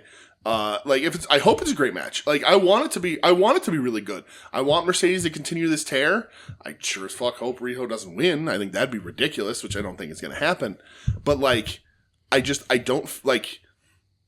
I don't like her as a wrestler. I don't like her offense. I think she screws up at least 3 things in the finish of this match. And is she the worst wrestler they've ever put on AEW TV? Absolutely not. No, it's Brandy Rhodes. Brandy Rhodes might be the worst wrestler they've ever put on TV. But I just walking in, and I guess the fans like her. I don't know. People always complain oh, you just get to walk in and have a title shot, but I'm not hearing that from Riho. And there's been plenty of people that are good wrestlers that just walk in and get a title shot that people bitch about. And this lady stinks. She floats to the ground like a feather. You get out of here. That's very funny. I can't. I don't like her. And I will not say the things that I said to you in private about her because that'll cancelable. Yeah, yep, that would not be good. So not my thing. Not at all. I think I have next the FTR deal. Was that next? We got the Ricochet interview with Renee where he says no cronies against Shelty. And then Stoke and FTR, where FTR legit tries to fight the fans. So, I liked it. Yeah. But then when you go out and you're arguing with the fans face to face, you're like, who wants to fight? Somebody wants to fight. Tell you what. And the fans aren't backing down from you. And then you just hop along to another fan and they don't back down at all. Right. You don't even fake punch. I'll tell you why. If they tried that shit the day we were there, that FedEx dude would have fought them. Oh, that FedEx dude would have swung on them. He would have. Yeah. He absolutely would have. He was drunk and unhinged. Yeah. Like, they know that dude got fucked up after the show by security. Yeah. Like, he would have swung on them. So I think they wanted to do it, but like, and when they did it, I was like, you're in Philly, guys. Like, this isn't like these are cheap tickets. Like, these are maniacs. These are, to steal a turn of phrase, attention deficit criminals. Like, I was surprised that somebody didn't try and get themselves famous. Yeah, and then they like do the production crew beat up, and I was just like, yeah, that was less effective than you thought. It is really great heel tag team work in 1984. Yeah. It doesn't necessarily work now when everybody knows that you can't legally put hands. Like, in the 80s, Bruiser Brody beat your ass, or, you know, like, you're like, what, you cocked off and you caught a whooping, and they if a fan would have grabbed it, then fuck it, game on. Right. But like, you know, like, that happened enough. You know, we've seen Terry Funk go after people. We've seen a lot of these guys go after fans who thought were a little too big for their britches. We know now that lawsuits happen like crazy, and you can't. So, like, you're doing that shit, but you're hoping nobody swings, because if somebody does swing, what are you going to do, take a punch from a fan and walk backstage? No, you're going to have to beat his ass and take a lawsuit. It would have been more effective just staying in the ring, walking around the ring, pointing at fans, like, come on, fat boy, you know, like, do something like that. Because then if they hop the rail, they're stopped, whatever. Face to face, somebody even shoves you, you can't look like an asshole. You got to beat them up. Yeah. And then you're catching, and then Tony Khan's apologizing, and you get the. Well, then you get the shouldn't be jumping over the rail, right? You know, like but like, you know, or if Brother Ray Deadly's there, you get sat in the back, and you're told to be nice. Oh God, that fucking idiot! All right, next thing I have is Ricochet versus Shelton Benjamin. This was real good. Yeah, I thought it was good. Yeah, you know, Ricochet wins. Yeah, it was Helios from Chikara wrestling Shelton Benjamin on television, just like we all imagine. Yeah. Yeah, I thought it was really good. Yeah, and of course, like, the whole, like, my guys won't come out if your guys don't. Yeah. And, of course, Gates of Agony show up. Right. MVP doing, like, weird monkey flips on the outside, which was fucking funny. He rules. I guess it's going to be 3-on-3 at the Pape. He said he was suiting up last week, so I'm for it. Yeah. Let's make that happen. Yeah, I'm good with that. Next thing I have... The Hook promo. The Hook promo. It's the Hook promo. So, the Hook promo... Stupid as fuck. I'm fine with it. It's not harmful. It's not believable either. Yeah, but him just accepting, like, all right, took a minute. Sure. You got my back. I get it. And him being like, I'm going to ride solo. Maybe I won't. Yeah. Is he joining up with the Death Riders? No. You don't think so? No. You don't think the end of the show with who, you know, what happens, that they get another one? Who's Death Rider's been fighting consistently for a while now?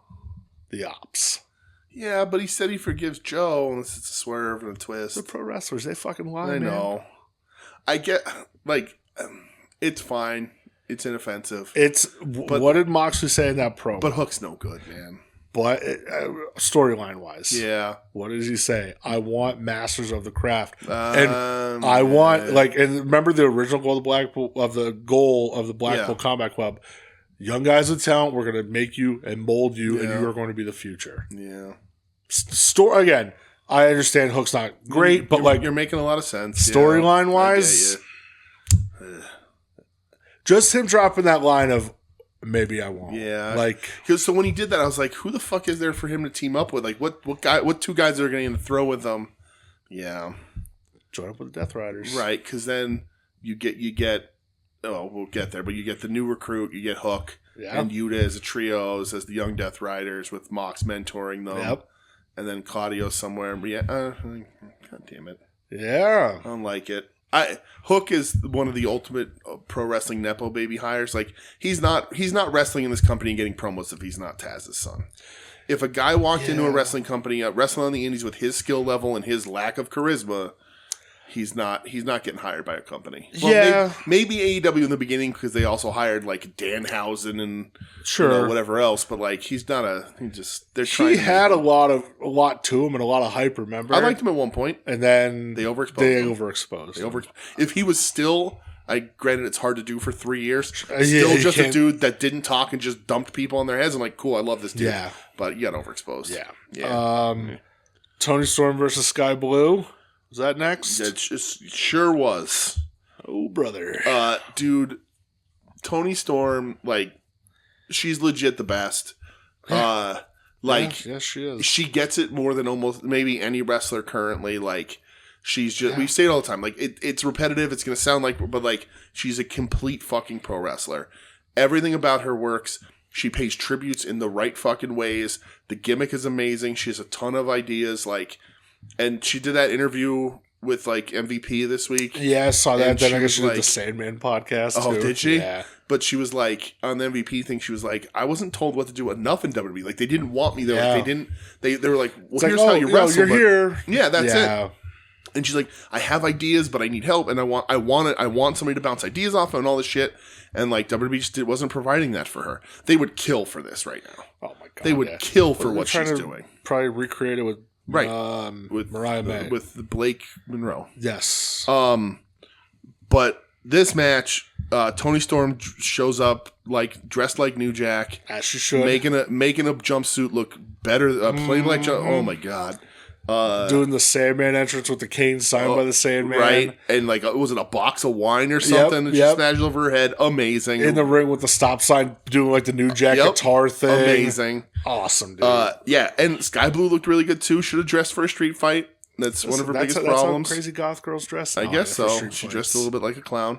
That's fine. Clowncore, whatever. It's a thing. Whoop whoop. I'm not opposed to it. But yeah, and then Taz is also a highlight of this match. Unbelievable. Like, we always talk about on the show, like, best wrestling performance of all time. For my money, the single greatest wrestling performance is Bobby the Brain Heenan in the 92 Rumble. Like, Yep, him start and to Gorilla, finish, yep. they're like, just overall, like, doing a complete job as in any pro wrestling capacity. It's one of the best things anybody's ever done. Yep, I agree. Taz in this match adds so much, Yeah. but he's so funny. Staple in the ass Jones. Staple in the ass, Jones. Amazing, because Tony gets stapled in the butt, like, and Yep, right in her ass. listen, we try not to be a greasy podcast. I understand, I love Tony as a wrestler. I love her as everything, but like when that ass is hanging out from under that robe, I'm like, how is just. Listen, I have an man. effigy to Juice Robinson in my house just because I want him to be happy. He's a lucky man. Staples to the tits, staples to the crotch, crazy. I don't know how they constantly get away with this shit, but they do, and it's awesome. Tony can just do no wrong. She can do whatever she wants. Really amazing. Because doesn't she really staple Sky Blue in her boob? Yes. Yeah. I wish the mousetrap table was better. Yeah. I like it as a concept. I get the concept, but I wish it was a little better, but it's fine. Yeah. Not opposed to it. There's I am the table moment when the table didn't break, whatever. Sure was. But I like on commentary where Taz was like, I've been through a lot of tables, brother, and when they don't break, they hurt more. Yeah. So that's a nice little thing. For my money, Taz not knowing that electric fly swatters are a thing, Yeah, hilarious. baffled. Like, There's electricity in that. it was like he was seeing technology from the Jetsons for the I first believe time. it, though. Yeah, believe right. it. You don't Yeah. know. Right, because when a Taz. fly gets in Taz's house, he just scares it out the door. Exactly. He doesn't hit it with anything That was Fly just laughs at Taz. Just hangs out with Taz all day. because they're the same height.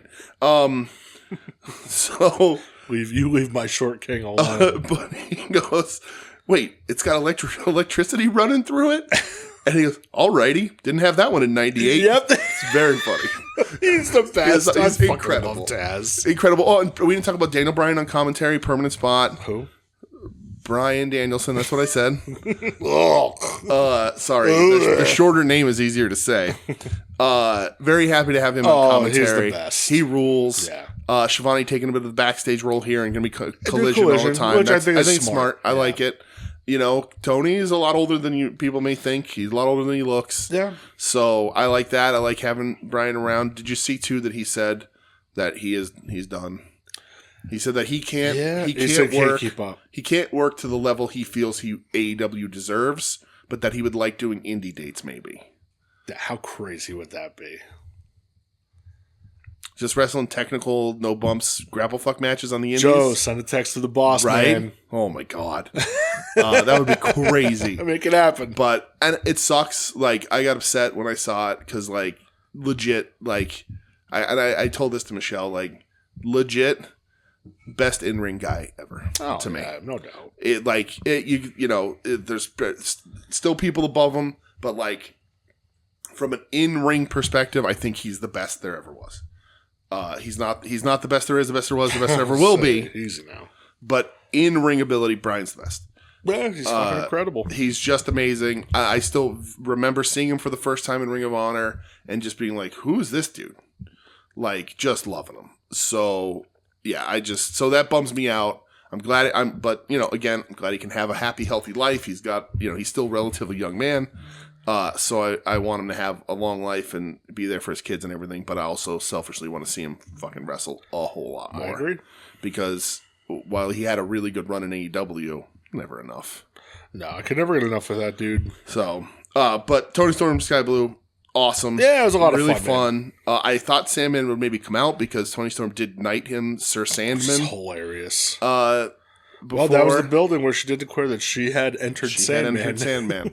So, and again, like, the only ECW appearance, maybe Collision will be different tonight, but, like, was the Blue Meanie. Yeah, and we that was on Ring of Honor, yeah, too. like, I don't want Legends coming out. I don't need them coming out. No. But they paid tribute to the Spirit so well. Yeah. That made me really happy. I agree. Tony Storm rules forever. Tony's the best. And then Tony's jumped by the rest of the Triangle of Madness. Stat makes the save. Hater comes out. Yeah, now did Hater accidentally lay out Stat?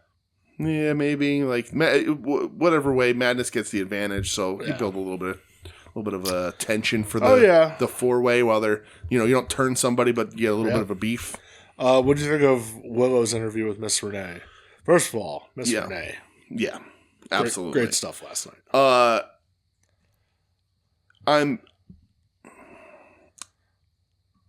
If you're going to do the match with Marina, you shouldn't have been so start and stop with her and Marina for the last bunch of weeks like you were. Yeah, I agree. Why was she not out? Every time when the Death Riders would clean house, Willow's not coming out. Yeah, throw hands. Makes no sense. Like, particularly, was it on Collision after the DG match? Maybe, or maybe it was here.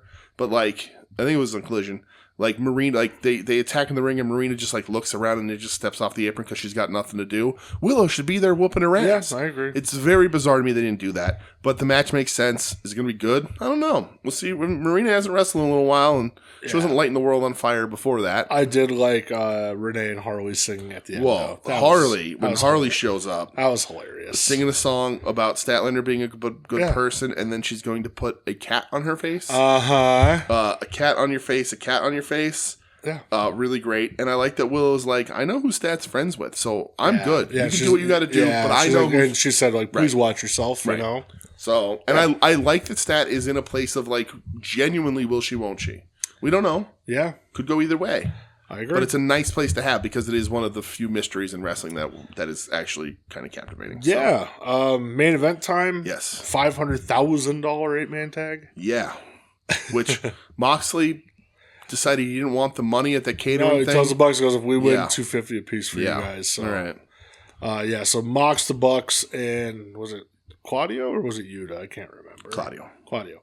I guess Brodito.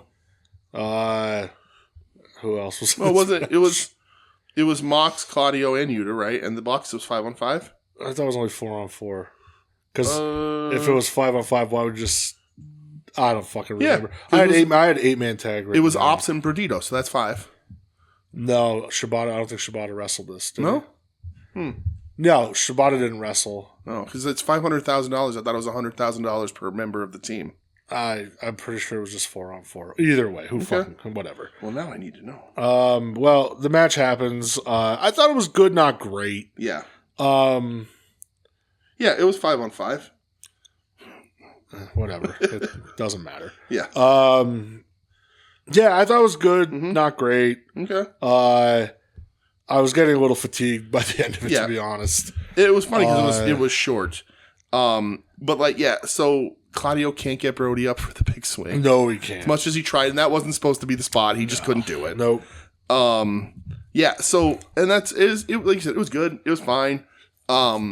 It very much was like, let's just get to the aftermatch, felt to me.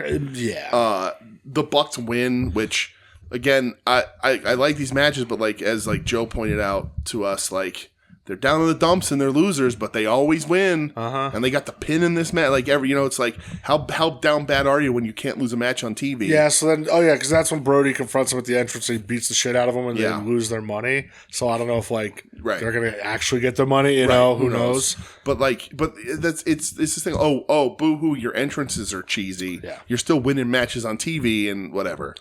But yeah. So at the end, Darby runs out. Yeah. He's swinging on Moxley.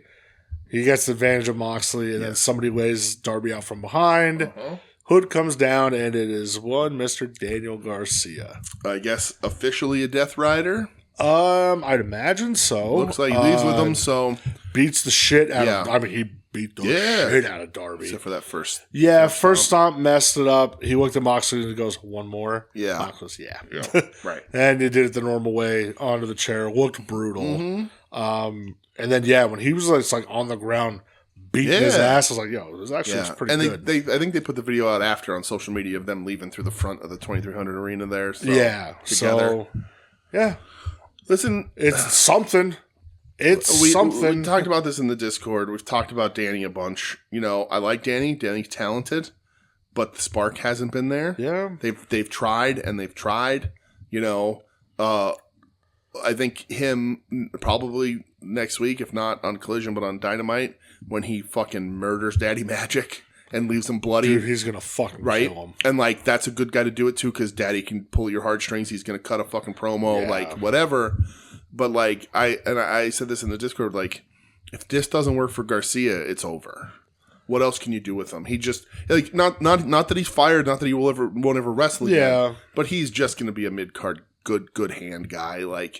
They've tried everything. He got kind of over as a babyface, but never broke through. Does he dance? Doesn't he? And his matches are really good. Yeah, I mean, when he showed that fire with that Max feud, and then they did fucking fuck all with him afterwards. So he just, if this doesn't work, he's to me, it's like he's Brad Armstrong. I like it though. Yeah, I think it's a good decision. You got to do something. Try something different, and it starts to go with fuck, you got one of them. Yeah, who's next? Right, and there's potential that we can go a bunch of different ways, but if Mox starts paying better attention to Danny, Yuta can get jealous. He can start moving Yuta away. Yuta can team up. There's a bunch of balls in the air with this, which is nice. Yuta could have beef that he's even with them at the, yeah. So you want him so bad. You never looked out for me. Brian's the only one who looked out for me. Whatever. Yeah. But a lot of plate spinning. We'll see what happens. Yeah, I did like the end of the show. Nice little shock ending. You got to do something with them.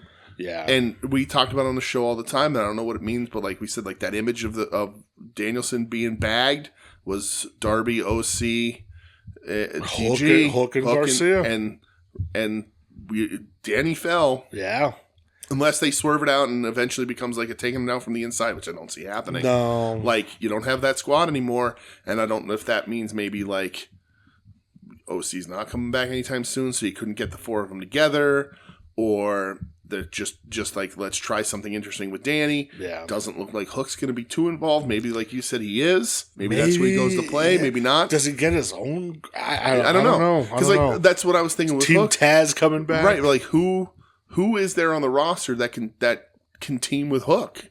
That's, you know what I mean? You're scraping the bottom. A Ricochet got the best two guys available. Yeah, he's got them. So it's Hook go with Big Bill and Brian Keith. Oh, New York guys. Oh, Brian Keith isn't, but but Bill. Oh man, I don't know. I don't know. I don't know where it goes, but I don't know. I'll watch. I'm interested. Yeah, we're good. I'm here for it. Yeah, we'll see what happens.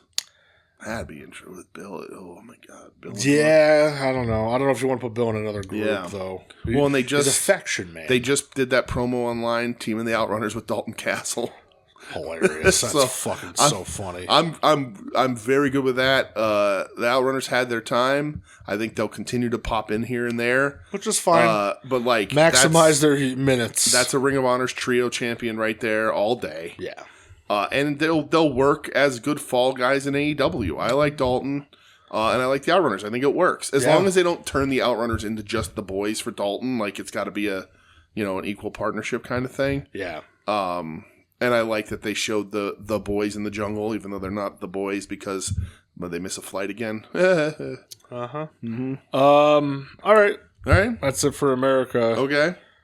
Let's go to gosh darn Japan. Oh, gosh darn. Gosh dang.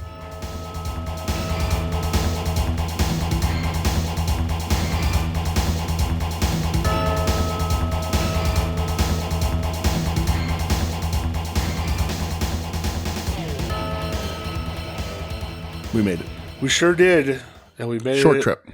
We made it to Stardom first. Oh, whoa. That's okay. that's where we stopped first. Okay. All right. So Stardom had their To the World show.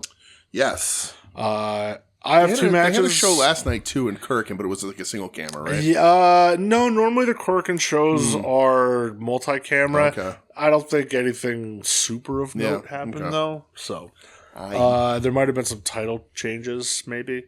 But I think one was like the CMLL Japanese women's title changed. Oh. And I think the trios changed. Oh, okay. But Stardom to the World. Yes. We watched two We did. matches. First one for the IWGP Women's Championship. I love that belt. I love that it's the old school. It's gorgeous. Like the old school Ricky Choshu in my brain. IWGP belt style. Yeah, but God, it's one of the best. It's gorgeous, and then the men's one is ugly as sin. It's my second favorite like design of the IWGP title because my first favorite is the one like the big one that Okada held. It's that belt. One is of the best just looking belts legendary. ever. Yeah. So this was the champion Sari Yes. against the challenger Suzuki. Yeah, and they went to a draw in the 5-star GP. They sure did.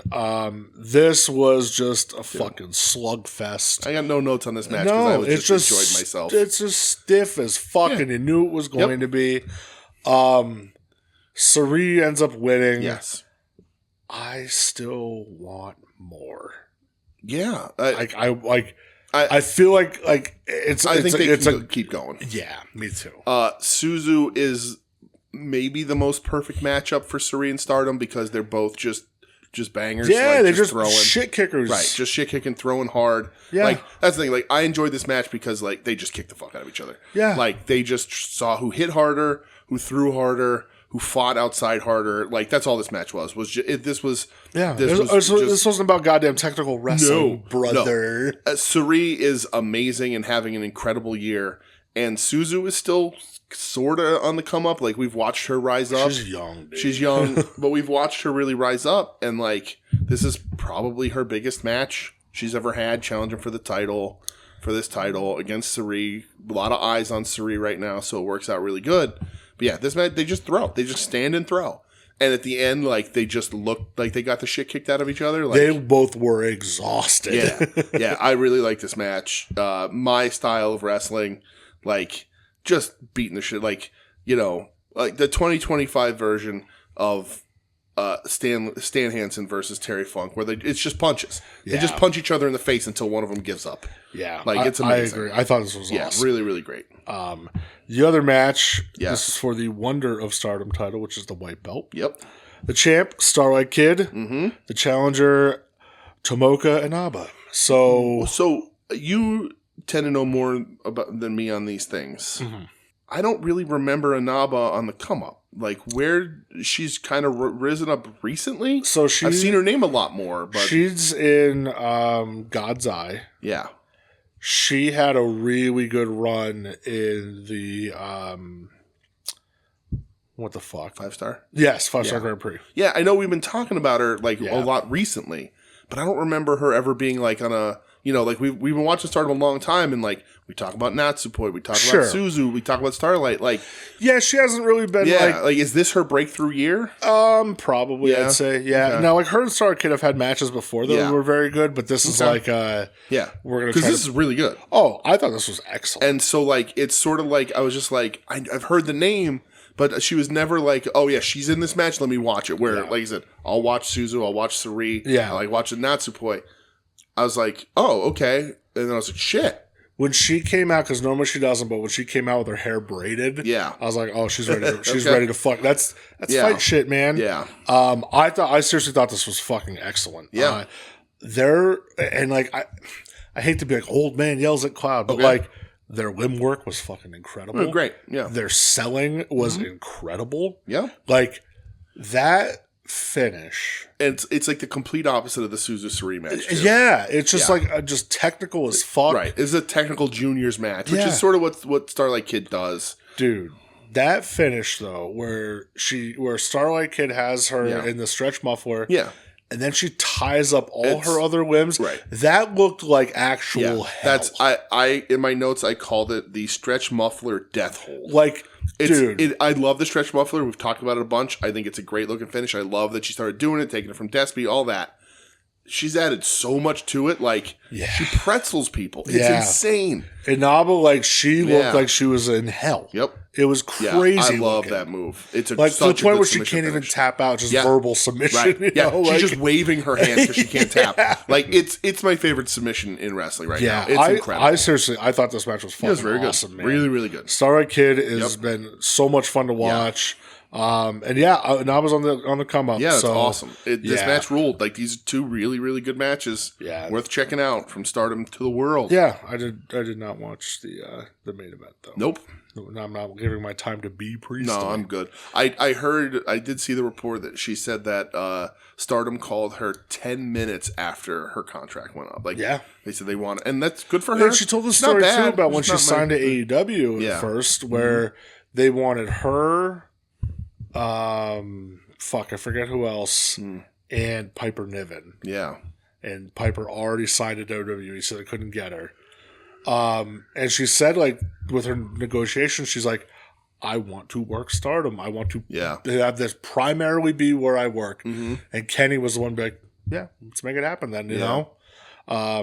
She's not, like, not bad, but she's very forgettable. Do you think we'll see her in AEW again, or not because of Ospreay and their former relationship? I'm not saying, like, I'm not going into any sort of controversy. I just mean their exes. I just don't think that there's a place for her there. Right, I don't think so either. You know? Yeah. Although she does have one of my favorite lines ever against Britt Baker in the promo video where she's like, "You're a fucking dentist." I love that line. But yeah, I didn't watch it. She's fine, but it's forgettable. Just whatever. I just don't. And I like Saya Tum. I was like, I don't need to see this. I agree. Well, before we go to our last promotion. Oh, shit. We have a question. Okay. From young, sweet Ed.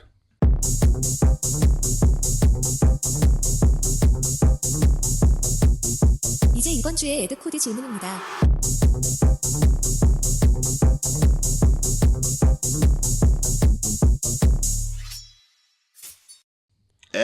Ed, good to see you, buddy. Ed, you're the best ever. Ed says, hey there, fellas. Two-part question. I'm going to say this in the podcast because I can be vulnerable here because he's not here. But I wanted to give you a hug, and I felt weird about it, so I didn't. But, you know, whatever. Why don't you just hug your friends, man? I don't know. You could have just it's a good question. Picked him up and ragdolled him. I could have. The little guy he is, because he's a young man. Yeah. So, Ed said, love the DDT talk last week. Oh, thanks, you Ed. boys talking about Higuchi got me thinking. If you could trade Higuchi from DDT to another company in exchange for someone, who would it be? I'm thinking Higuchi to Noah for Muhammad Yone. I don't know if that's even. Higuchi versus Masaki Kitamiya sounds so fucking dope. Agree. Higuchi versus Guana Del Mal. Oh, that'll feed generations. Higuchi versus whatever is left of Kaito after Muto and Okada ruined his career. Yeah. And on the other hand, Yone would work great DDT comedy matches, but has the battle arts background to have some fun stuff with Shinya Aoki. Damn. I mean, that's honestly like probably a good player comp. I'd like to see Higuchi and Noah. Yeah. So I don't think I like Muhammad Yone. I don't think that's an even trade. No, but like, you know, you're getting Yone for the comedy stuff. Right. If given the choice, I would give DDT Kaito Kiyomiya. Okay. Because I can't take that guy seriously. So he has to go do some comedy shit until I like him again. Because every time I see him, I just remember that time, I just picture him kicking Okada in the face and Okada beating his ass.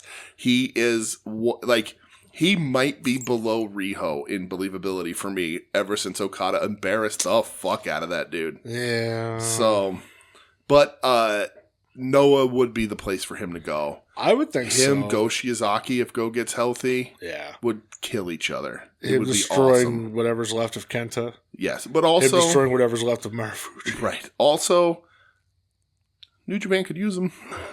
They sure could. He goes to New Japan. He's top 3 there right now, probably. You would Like- think he would go up the card. Yeah. So for New Japan, I don't know who I would give you. Oh yeah, I do. Anybody from House of Torture. Give him Evil. Yeah.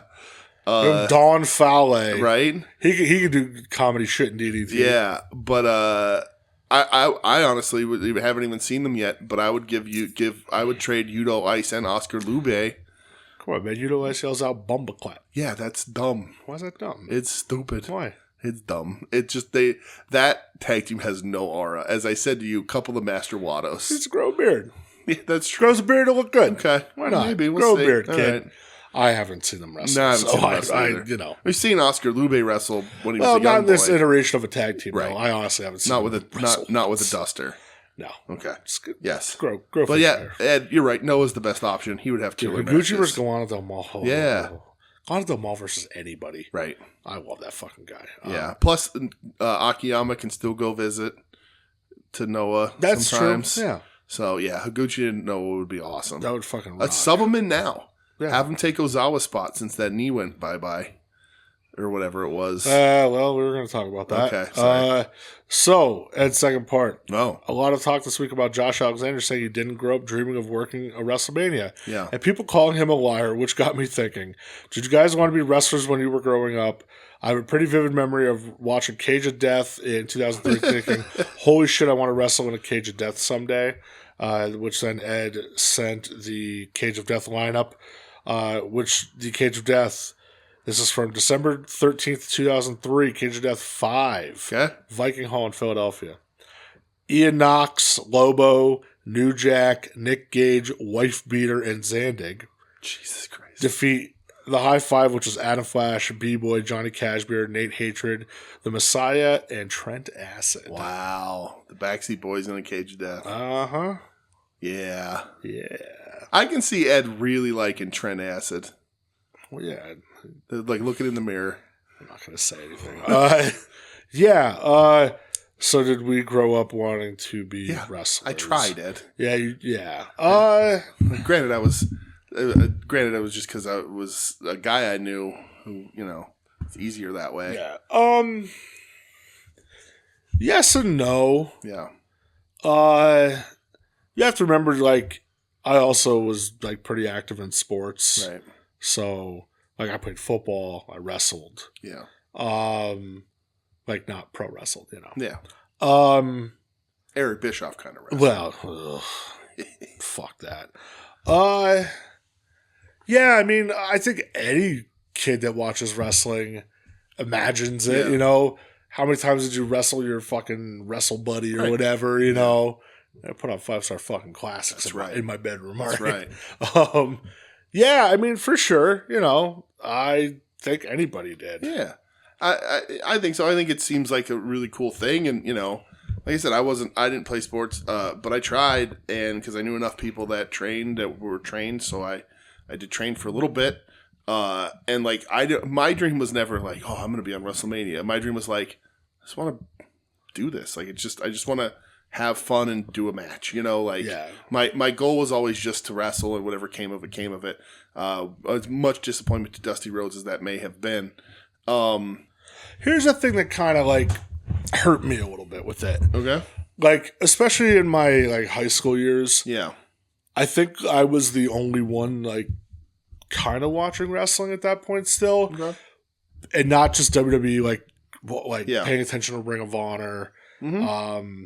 your CZWs, shit like that. Yeah. And like none of my friends gave a fuck. Right. You know what I mean? So it was one of those where it was like, oh, I don't have anybody to talk to about this, Right. Yeah. And this kind of sucks. So like, I don't know if that like quelled anything, like was just like, let's just push that to the side. You know what I Right. mean? Like, Yeah.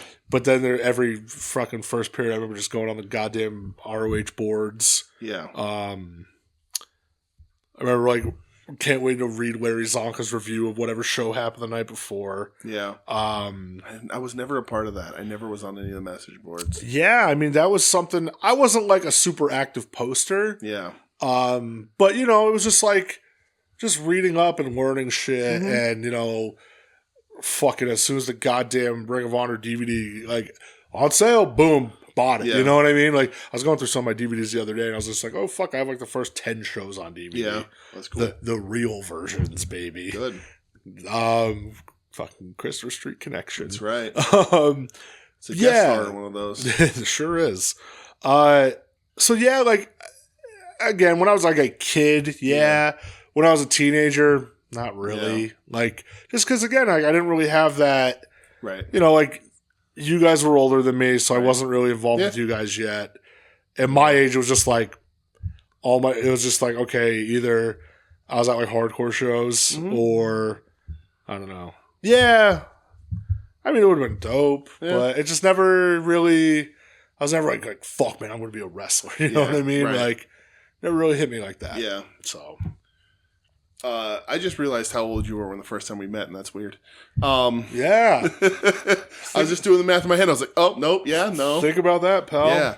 I mean, not that I'm only 5 years older than you, but so I mean, I really did. And like, you know, my life after high school was odd, and you know, I didn't have the means to do anything, which is kind of like a wrestler story. Like, oh, living in my car, just doing whatever. Sure. But I was just lost when I was a kid. So like, I just didn't know that I really could necessarily. But I had, I mean, 3, 4 friends three that I grew up with, and one I knew when he was a little older than me that like trained. Like, I know I had 3 friends that I've known since I was teenagers that went to the Chikara school. Yeah. And they didn't all make it through, but they all went and trained. And I like, when it was like, you know, whatever it was, like to go to a wrestling school, like $3,000, whatever it was, you would tell me that, and I would go, well, you might as well tell me it's $1 million. Yes, yeah, seriously, you know what I mean? Yeah. Like, it just doesn't matter. Yeah. Where I come from, no fucking way. Like,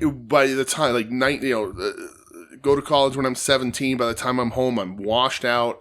I have no money. I have no fucking car. Like, $3,000 made of has been $1 million. Like, there was no way I was going to be able to afford that. Let alone, like, I didn't have any support from my parents or anything. So, like, let alone like going to them and going to my mom and being like, hey, I need a couple grand for wrestling school. Yeah.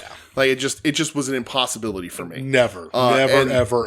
A few years later, I got an opportunity. I really liked it. I'm not the most athletic person, but I worked really fucking hard at it. But again, I was just trained by the people that I know, and that's, you know, I've made a lot of friendships through there.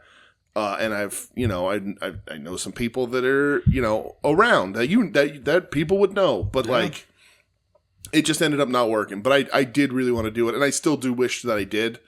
I wish that I had just a couple, like, just because I just wanted to do it, because I respect it so much and I love it with all my heart. Like, even though I've taken breaks and whatever, like, I really genuinely love it, and have like a ton of respect for the people that do it.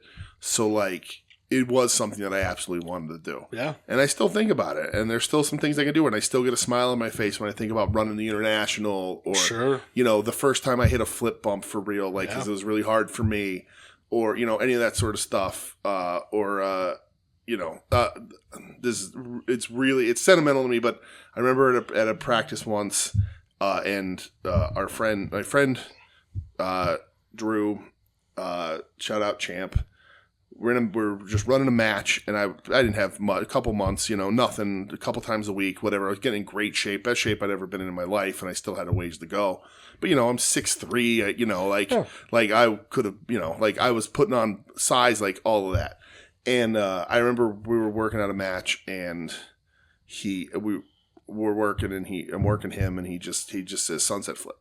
And I was like, it was just training. It wasn't in front of anybody. And I said, I've never done one before. What? And like, in the back, no, I'd never done one. Yeah. Like, I just started, and he goes, yeah, I don't care. Do it. And I was like, but I never. He goes, just do it. Yeah. And I did it. And I pulled it off because I could do the rolls. I could do all that stuff. And I fucking did it. And I landed it.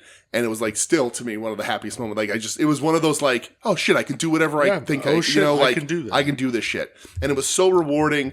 And it was so good to build those friendships that I still have some of to this day. And and the turds have floated away. But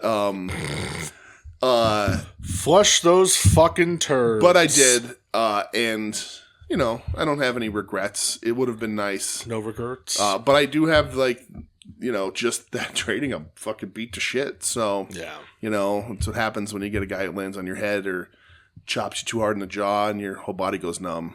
But it would have been fun. Yeah, one time me and my friend had a match on his trampoline. Yeah. I mean, we did backyard stuff. I did backyard stuff. I remember I hit it. He jumped up for a Hurricane Rana. Yeah. I caught him in midair and I hit him with a sit-out powerbomb. Nice. And I swear to God, I could have fucking headlined Madison Square Garden. Right? Absolutely. I remember his younger sister was watching. She's like, you guys look really good. Yeah. And I was just like, shut up. All right. Well, Ed, thank you so much for that walk down memory lane. Yeah. Appreciate you, buddy. Yeah. And you brought up a promotion, which we'll cover last, which is Noah. Started their N1 night one. Yes. The big news coming out of this is Ozawa is fucking injured. First match. Have they said what it is? Foot injury, Liz Frank. Which, I know that. That's from regular sports. Yeah, so that's not good. Hit a big springboard. That's Tommy John is the elbow. Yeah. He hit a big springboard moonsault to the outside, landed all fucking weird, and he's just done. Yeah. So, is it recoverable for wrestling? Yeah, but it's going to take a while. Liz Frank, there's some football players that, like, they're out for the year with it. Some try to play through it and fucking re-injure it. Like, it's a brutal fucking injury, man. Mm-hmm.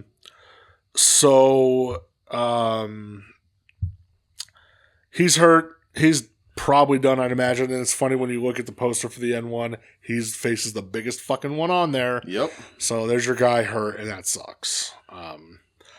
So I watched 2 matches. I believe you did as well. Mm-hmm. One was a non-tournament match. High impact sports, 6 to 12 months or more, depending on how physical therapy goes. Yeah, Liz Frank's brutal. And some patients get arthritis from it and never get back. Yep. Wow. That's the way it happens. Oh boy.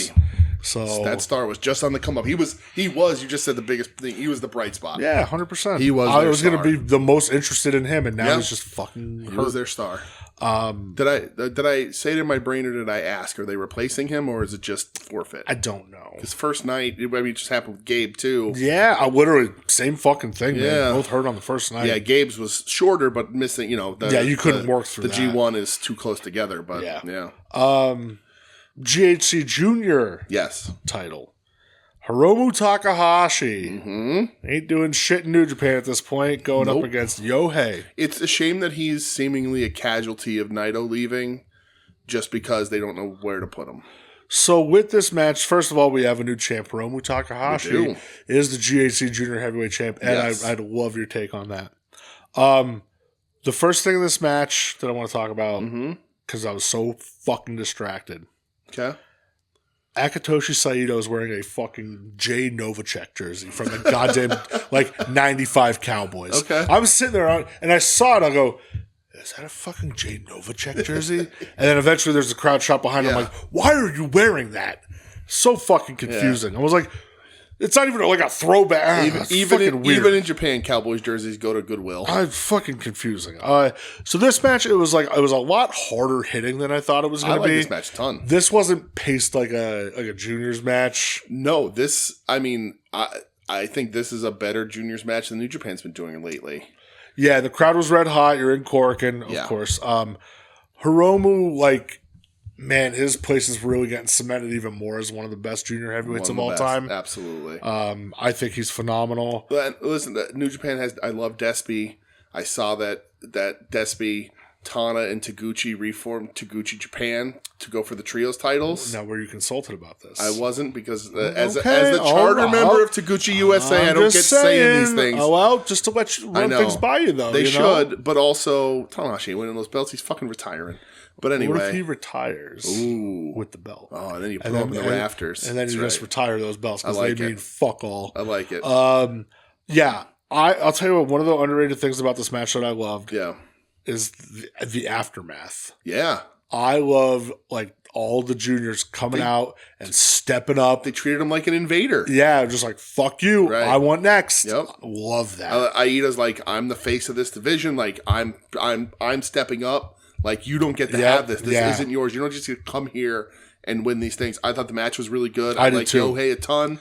He looked really good. Yeah, and they said it was his first match back in a while. He was not hurt. But Hiromu is, like, we've said this before, like, when we were going back and forth with Tim and breaking his balls about it, but, like, Hiromu is the legendary junior that they've had. Like, he should be in the hall with the legends. Like, he is the best junior they've had. Yeah. And granted, Despy is amazing, and I love Despy, and he's doing his shit in New Japan, and Dookie was really coming around. Doki was really coming around, then he got hurt, and now he's House of Torture. And, like, Kosai Fujita's great. Like, they have a good crop. But, like, Hiromu is he's a standard. He's a standard. He's a legend. One of the best ever. The best junior of the last decade in New Japan for sure. Yeah. And he looked really good here. I liked really this match a ton, and he did sort of turn his style a little bit. It wasn't the New Japan juniors match, and I liked it a lot. Yeah, I thought this was I think very it's cool. good. I like them treating him like an invader. I like the respect to your company and their titles, and say, like, you can come here, but don't expect the red carpet. Like, you ain't a star to us, pal. Now listen, did it get to the level of where Kojima threw down the IWGP title and Tanahashi and Nakamura legit tried to go after him? Right? No. But it should. Yes. I need Hiromu to throw that belt down. I need every goddamn junior to just try to rip him apart. Absolutely. Oh, it'd be so much fun. I don't know how strong Noah's junior division is. Like, Aida's good. They got some good talent here and there. Harada is champ there now. So, but yeah, it's going to be interesting, and it gives you fresh matches with Hiromu for as long as he wants to have it. Why not? I'm about it. The only other match I watched was the only tournament match I watched. Yeah, me too. Kaito Kiyomiya versus Kenta. Yes. So, the match was better than I thought it was going to be. Because Kenta just bullies the kid. Well, so up until that point, I'm going, this is okay. Yeah. And then when they start smacking the fuck out of each other. Dude, there's one part where Kaito's paintbrushing him, smacking him, and Kenta's just smiling. And it's hitting like on the neck and the jaw a little bit. And then Kaito hits him with one right on the fucking orbital. And Kenta's like, like fucking wrestler brain all of a sudden. And he belts the kid one. I love when they're going back and forth, like just exchanging smacks, and Kenta ducks and hits that overhand right. Yeah. Jesus Christ. Yeah. All these years later, like, I still get fired up when I see it. He looks good. So I was watching this match, and he's bullying Kaito. Just dog walking for most of this match. And I was like, Kenta, this should be Kenta's old man Tenru phase. Yes. Right? Like, if anybody's going to do it, there's the connection there. He should be doing it. And he does that in a lot of this match. And then I had looked up. So the very famous Tenru Kenta match, you know what one I'm talking about. I sure do, pal. Kenta is 10 years younger than Tenru was in that match. Well, there we go. That's what I like to hear. You got 10 years to build up to just smacking everybody around. Yeah. I like this a lot. Again, Kaito. So, Kaito is ruined for me. Doesn't mean you can't have good matches. So, Kaito wins. Yes. So, the only other two takeaways I have from this. Okay. This is the right length for a Kenta match in 2025. Yes, it's absolutely. Like sub 15. I go, okay, this is nice. Yes. I didn't think Kaito looked like a complete dork. No, I he looked like okay. Yeah, but I do get what you're saying. I mean, granted, it was a stretched out program they tried to get going, but that one match with Okada did more damage to Kaito Kiyomiya than Hideo Itami did to Kenta. Well, you're not wrong. Man, I don't know. Though. I do, dude. Kenta was like the baddest motherfucker, right? And then NXT happened to him, right? But he's crushed him. He's crawled back. Has he? A little bit, not all the way. That's never. He's in like a career renaissance right now, but I fucking loved Kenta. But like when he comes back to New Japan and has that bit with Shibata, that was really good. We never got that match. But like, and then he faded off, and then whatever bullshit happened there. But like, he seems to be wrestling better. He's adapting his style to have these better matches. Yeah. Don't go 20. Maybe a 20 if it's a finals for a title match. But Keno was good, but 25-30. Don't want to see it. Don't need to see it. Also, rest of the style where the guy can't go that long with you. I agree with you. Smack the shit out of people. Yeah, that's what you're good at. You're a tiny man, but you're power. So we'll see what happens. But yeah, I think both of these guys now. I think sadly Kaito, they probably sat him down. Was like, hey bud, Ozawa's out. Step it up. Going to be interesting to see what happens with this tournament. Yeah, especially with Ozawa being out, because I was actually excited to watch Ozawa matches. And I don't know where to watch him versus Marufuji, because Marufuji in 2025, I'm good. Yeah, I don't know where it's going to go. I don't know if he's going to win. I don't know. But like I thought he was definitely going to win. I mean, on paper, he's the most buzz in that company. He would. Yeah. I would assume he would have to win, but you never know with wrestlers and booking. But like, what do you do with him out? That's tough. It's hard, man. You just lost a big star. You lost the guy that had all the buzz. Like, yeah, nobody was talking about Noah, and then I was like, okay, let's start watching this kid. Yeah, and now it's just back to where it was. Yeah, I mean, maybe people will tune in for like the Kenta nostalgia run, but I don't know how much mileage you get out of that. Right. Yeah. So, that's all that I had. That's it. What were your favorite matches, pal? My favorite match in Japan, yes, was, and this is a matter of style preference. I think they are both excellent matches, but I prefer the style of Suri versus Suzu over Starlight Kid and Tomoko Inaba. Both really great matches. I just like watching people shit kick more than anything else. And from America, man, that's a little tougher, huh? America. Man, is it that one? Oh man, that's a little tougher, huh? Oh, which one do I like? I really like that one too. Man, that's hard. I am gonna say, man, Takeshita to Briscoe was better, but the aftermath was, man. Fuck it. Moxley DG3. Okay. That's mine too. I was Moxley Danny Garcia. Yeah. And then mine from Japan is Starlight Kid versus Tomoko Inaba. There you go. So I thought both those matches were fucking awesome. Yeah, interchangeable, honestly. Yeah. Just a matter of like, what do you enjoy watching more? Sure, yeah. Yeah. So yeah. And Mox DG was the best of three. It was really good. Fucking awesome. And take Briscoe as a home run. Like, there's nothing wrong with it. Yeah. But, I just think Mox Garcia, DG. That crowd was, and it was Mox was a little more locked in than normal. Yeah, I agree. Yeah. Remind me why I love that dude. Yeah, for sure. Did you buy anything? Yeah, I did.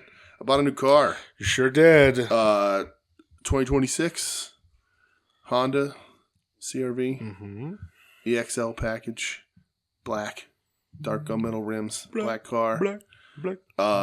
Very happy to have it. 0 miles.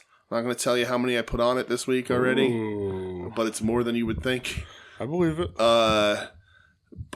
Yeah. Nothing else. I don't think. That was a pretty big purchase. Yeah. And we painted it off for a little while, but not too much. Yeah, we're good. We're good. But yeah, that's it. And I can't talk about anything further because, as Michelle reminded me, I signed an NDA last year. So. Oh, I was like, what the fuck? Can't tell you why I traded it in. Oh, okay. I can tell you in person. I can tell you in a car ride. Yeah. But I can't tell you here. Speaking of car rides. Yes. We have 2 car rides this upcoming weekend. We do. So Saturday, we're going to be at Power Pro Lucha. Yes. They're trios. Chrono Trios, I think that's what they're calling it. Chrono Trios. Night 2 in beautiful Philadelphia, Pennsylvania. I think they released like 10 more tickets today. Oh, yeah? I'm pretty sure it was sold out. Nice. So, that's cool. We'll be there night 2. What do we got? 2nd through 5th row again? Yeah, something like that. Right. I have them on my phone. Nice. I hope we get that same spot. That was a good spot. That'd be fucking sick. Yeah. So that's going to be a good time. Yes. We have to coordinate that. Joe, let me know what time. I'll say we have to coordinate that with see what Mr. Joe has for a call time. Yeah. And then Sunday, we are hitting the road again. We are. To go to beautiful New Jersey for Cannonball Fest. Yes. Benefit show for Jeff Cannonball. Yeah. Very excited for that show. Tickets are still available, I believe. Yep. Go online. Easy to find. Yep. Even if you can't make it, they put up some very cool auctions that they're running right now to benefit Jeff. There's a Cody Rhodes pay-per-view worn robe that he donated.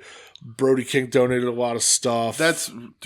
Cody, that's super fucking cool, man. It's awesome of him to do that, man. It's a lot of money he's going to raise for that. I mean, a ring-worn fucking Cody vest or robe. Yeah. Awesome. Yeah. A lot of people have donated some stuff. There's a Megan Bain, a head dress thing that she wore over in Stardom. A couple other people. I know, Joe Gacy donated some stuff. Brody. Danhausen. Yeah, Brody donated a fuck ton of stuff. Go online if you're not able to be at the show. Right. You could always, if you're interested in that auction that is available to you, get some pretty cool memorabilia if you are interested. You get Darby Allin's Mount Everest shoes. Oh, that's true. Darby's shoes that he wore on Everest. It's crazy. Cody's entrance robe from Bad Blood 2024 when he teamed with Roman. Okay. That's a pretty big fucking... cool, that's man. a pay-per-view and that's a big deal. Yeah, very cool. If you're going to be at the show, I'm probably assuming they're going to be running raffles and stuff. Yeah. It's going to be a great cause. Jeff is a great guy, both from the wrestling scene and from the hardcore scene. So, going to be very cool. Yes. Anything to benefit Jeff Cannonball. He gives you a lot of joy over the years. Yeah. So, time to return the favor a little bit. His wife wrote a book. A children's book. There's a lot. So, if you have the means, you can give some money. Yeah. ALS is not going to be cheap for them. It's going to make their lives so much harder and they have a young kid. I don't think it's being broadcast anywhere. Not that I'm aware of. Okay. If it is, my apologies for not knowing. Sure. Lots of cool matches. Yeah, it's going to be a good time. Okay, matches. It's going to be a good time. It'll be a really good time. I'm excited. It's gonna be really fun. So lots of chaos, lots of good stuff. Yeah, it's going to be a lot of fun. Willow. Yeah, Willow, Yuta's going to be there, Megan Bain, Mantis, Mm-hmm. Frightmare, their whole crew. Yeah. So, definitely worth it. Going to be a lot of fun, man. And again, if you're not doing anything on Sunday, head out to New Jersey and hope to see you there. Yes. So, I did not buy anything. Okay. I've been being a good boy lately. Good. That's good. So, just kind of laying low. That's good. Laying low on things. Good. So, I like it. yeah. Why not? Yeah. Even at the show on Friday, I was just like, I should buy a shirt from a band, but I was like, nah, I have enough. Yeah. Yeah, that's the thing too. I'm gonna do raffles and whatever's there for Cannonball to throw him some money, but otherwise, fingers crossed that Willow's doing autographs. It'd be cool. But at least Mark picks something because finally do it after all these fucking years after I said I was going to do it. I never did. Yeah, I could have been doing it for free at a fucking VFW hall, but never did. Unbelievable. That's all right. Yeah. But yeah, that's it, right? Yeah, that's all we got. All right. Well, thanks for listening, everybody. This has been We Need Wrestling. You can find us online at We Need Wrestling, WeNeedWrestling.com. You can email the show, WeNeedWrestling@gmail.com. Questions, concerns, reviews, comments, suggestions, whatever. If you have a weird musical pairing or a weird, shouldn't they switch movie roles, whatever you need there. We're all over the place. If you know what we look like and you see us at any of these shows, come say hi. We're not too mean, I promise. I might be, but whatever. Depends on who you ask. We're a proud member of the Soon to Be Named Network at STBN Network on social media, soon to be named network.tumblr.com, where you can find all the other shows. We mentioned them throughout all of our talks here. Tim and Marcus in Final Wrestling Place, Joe and Adam on At Odds with Wrestling, Joe and Todd on Longbox Heroes After Dark. You can listen to us with Ed on Sentai Sleaze Ranger on this very feed once a month. You can listen to Wings on Wings, Profane Argument, or Fake Sports that Brett was on. Yes. With the boys from Final Wrestling Place. which I still haven't listened to. I got to download it.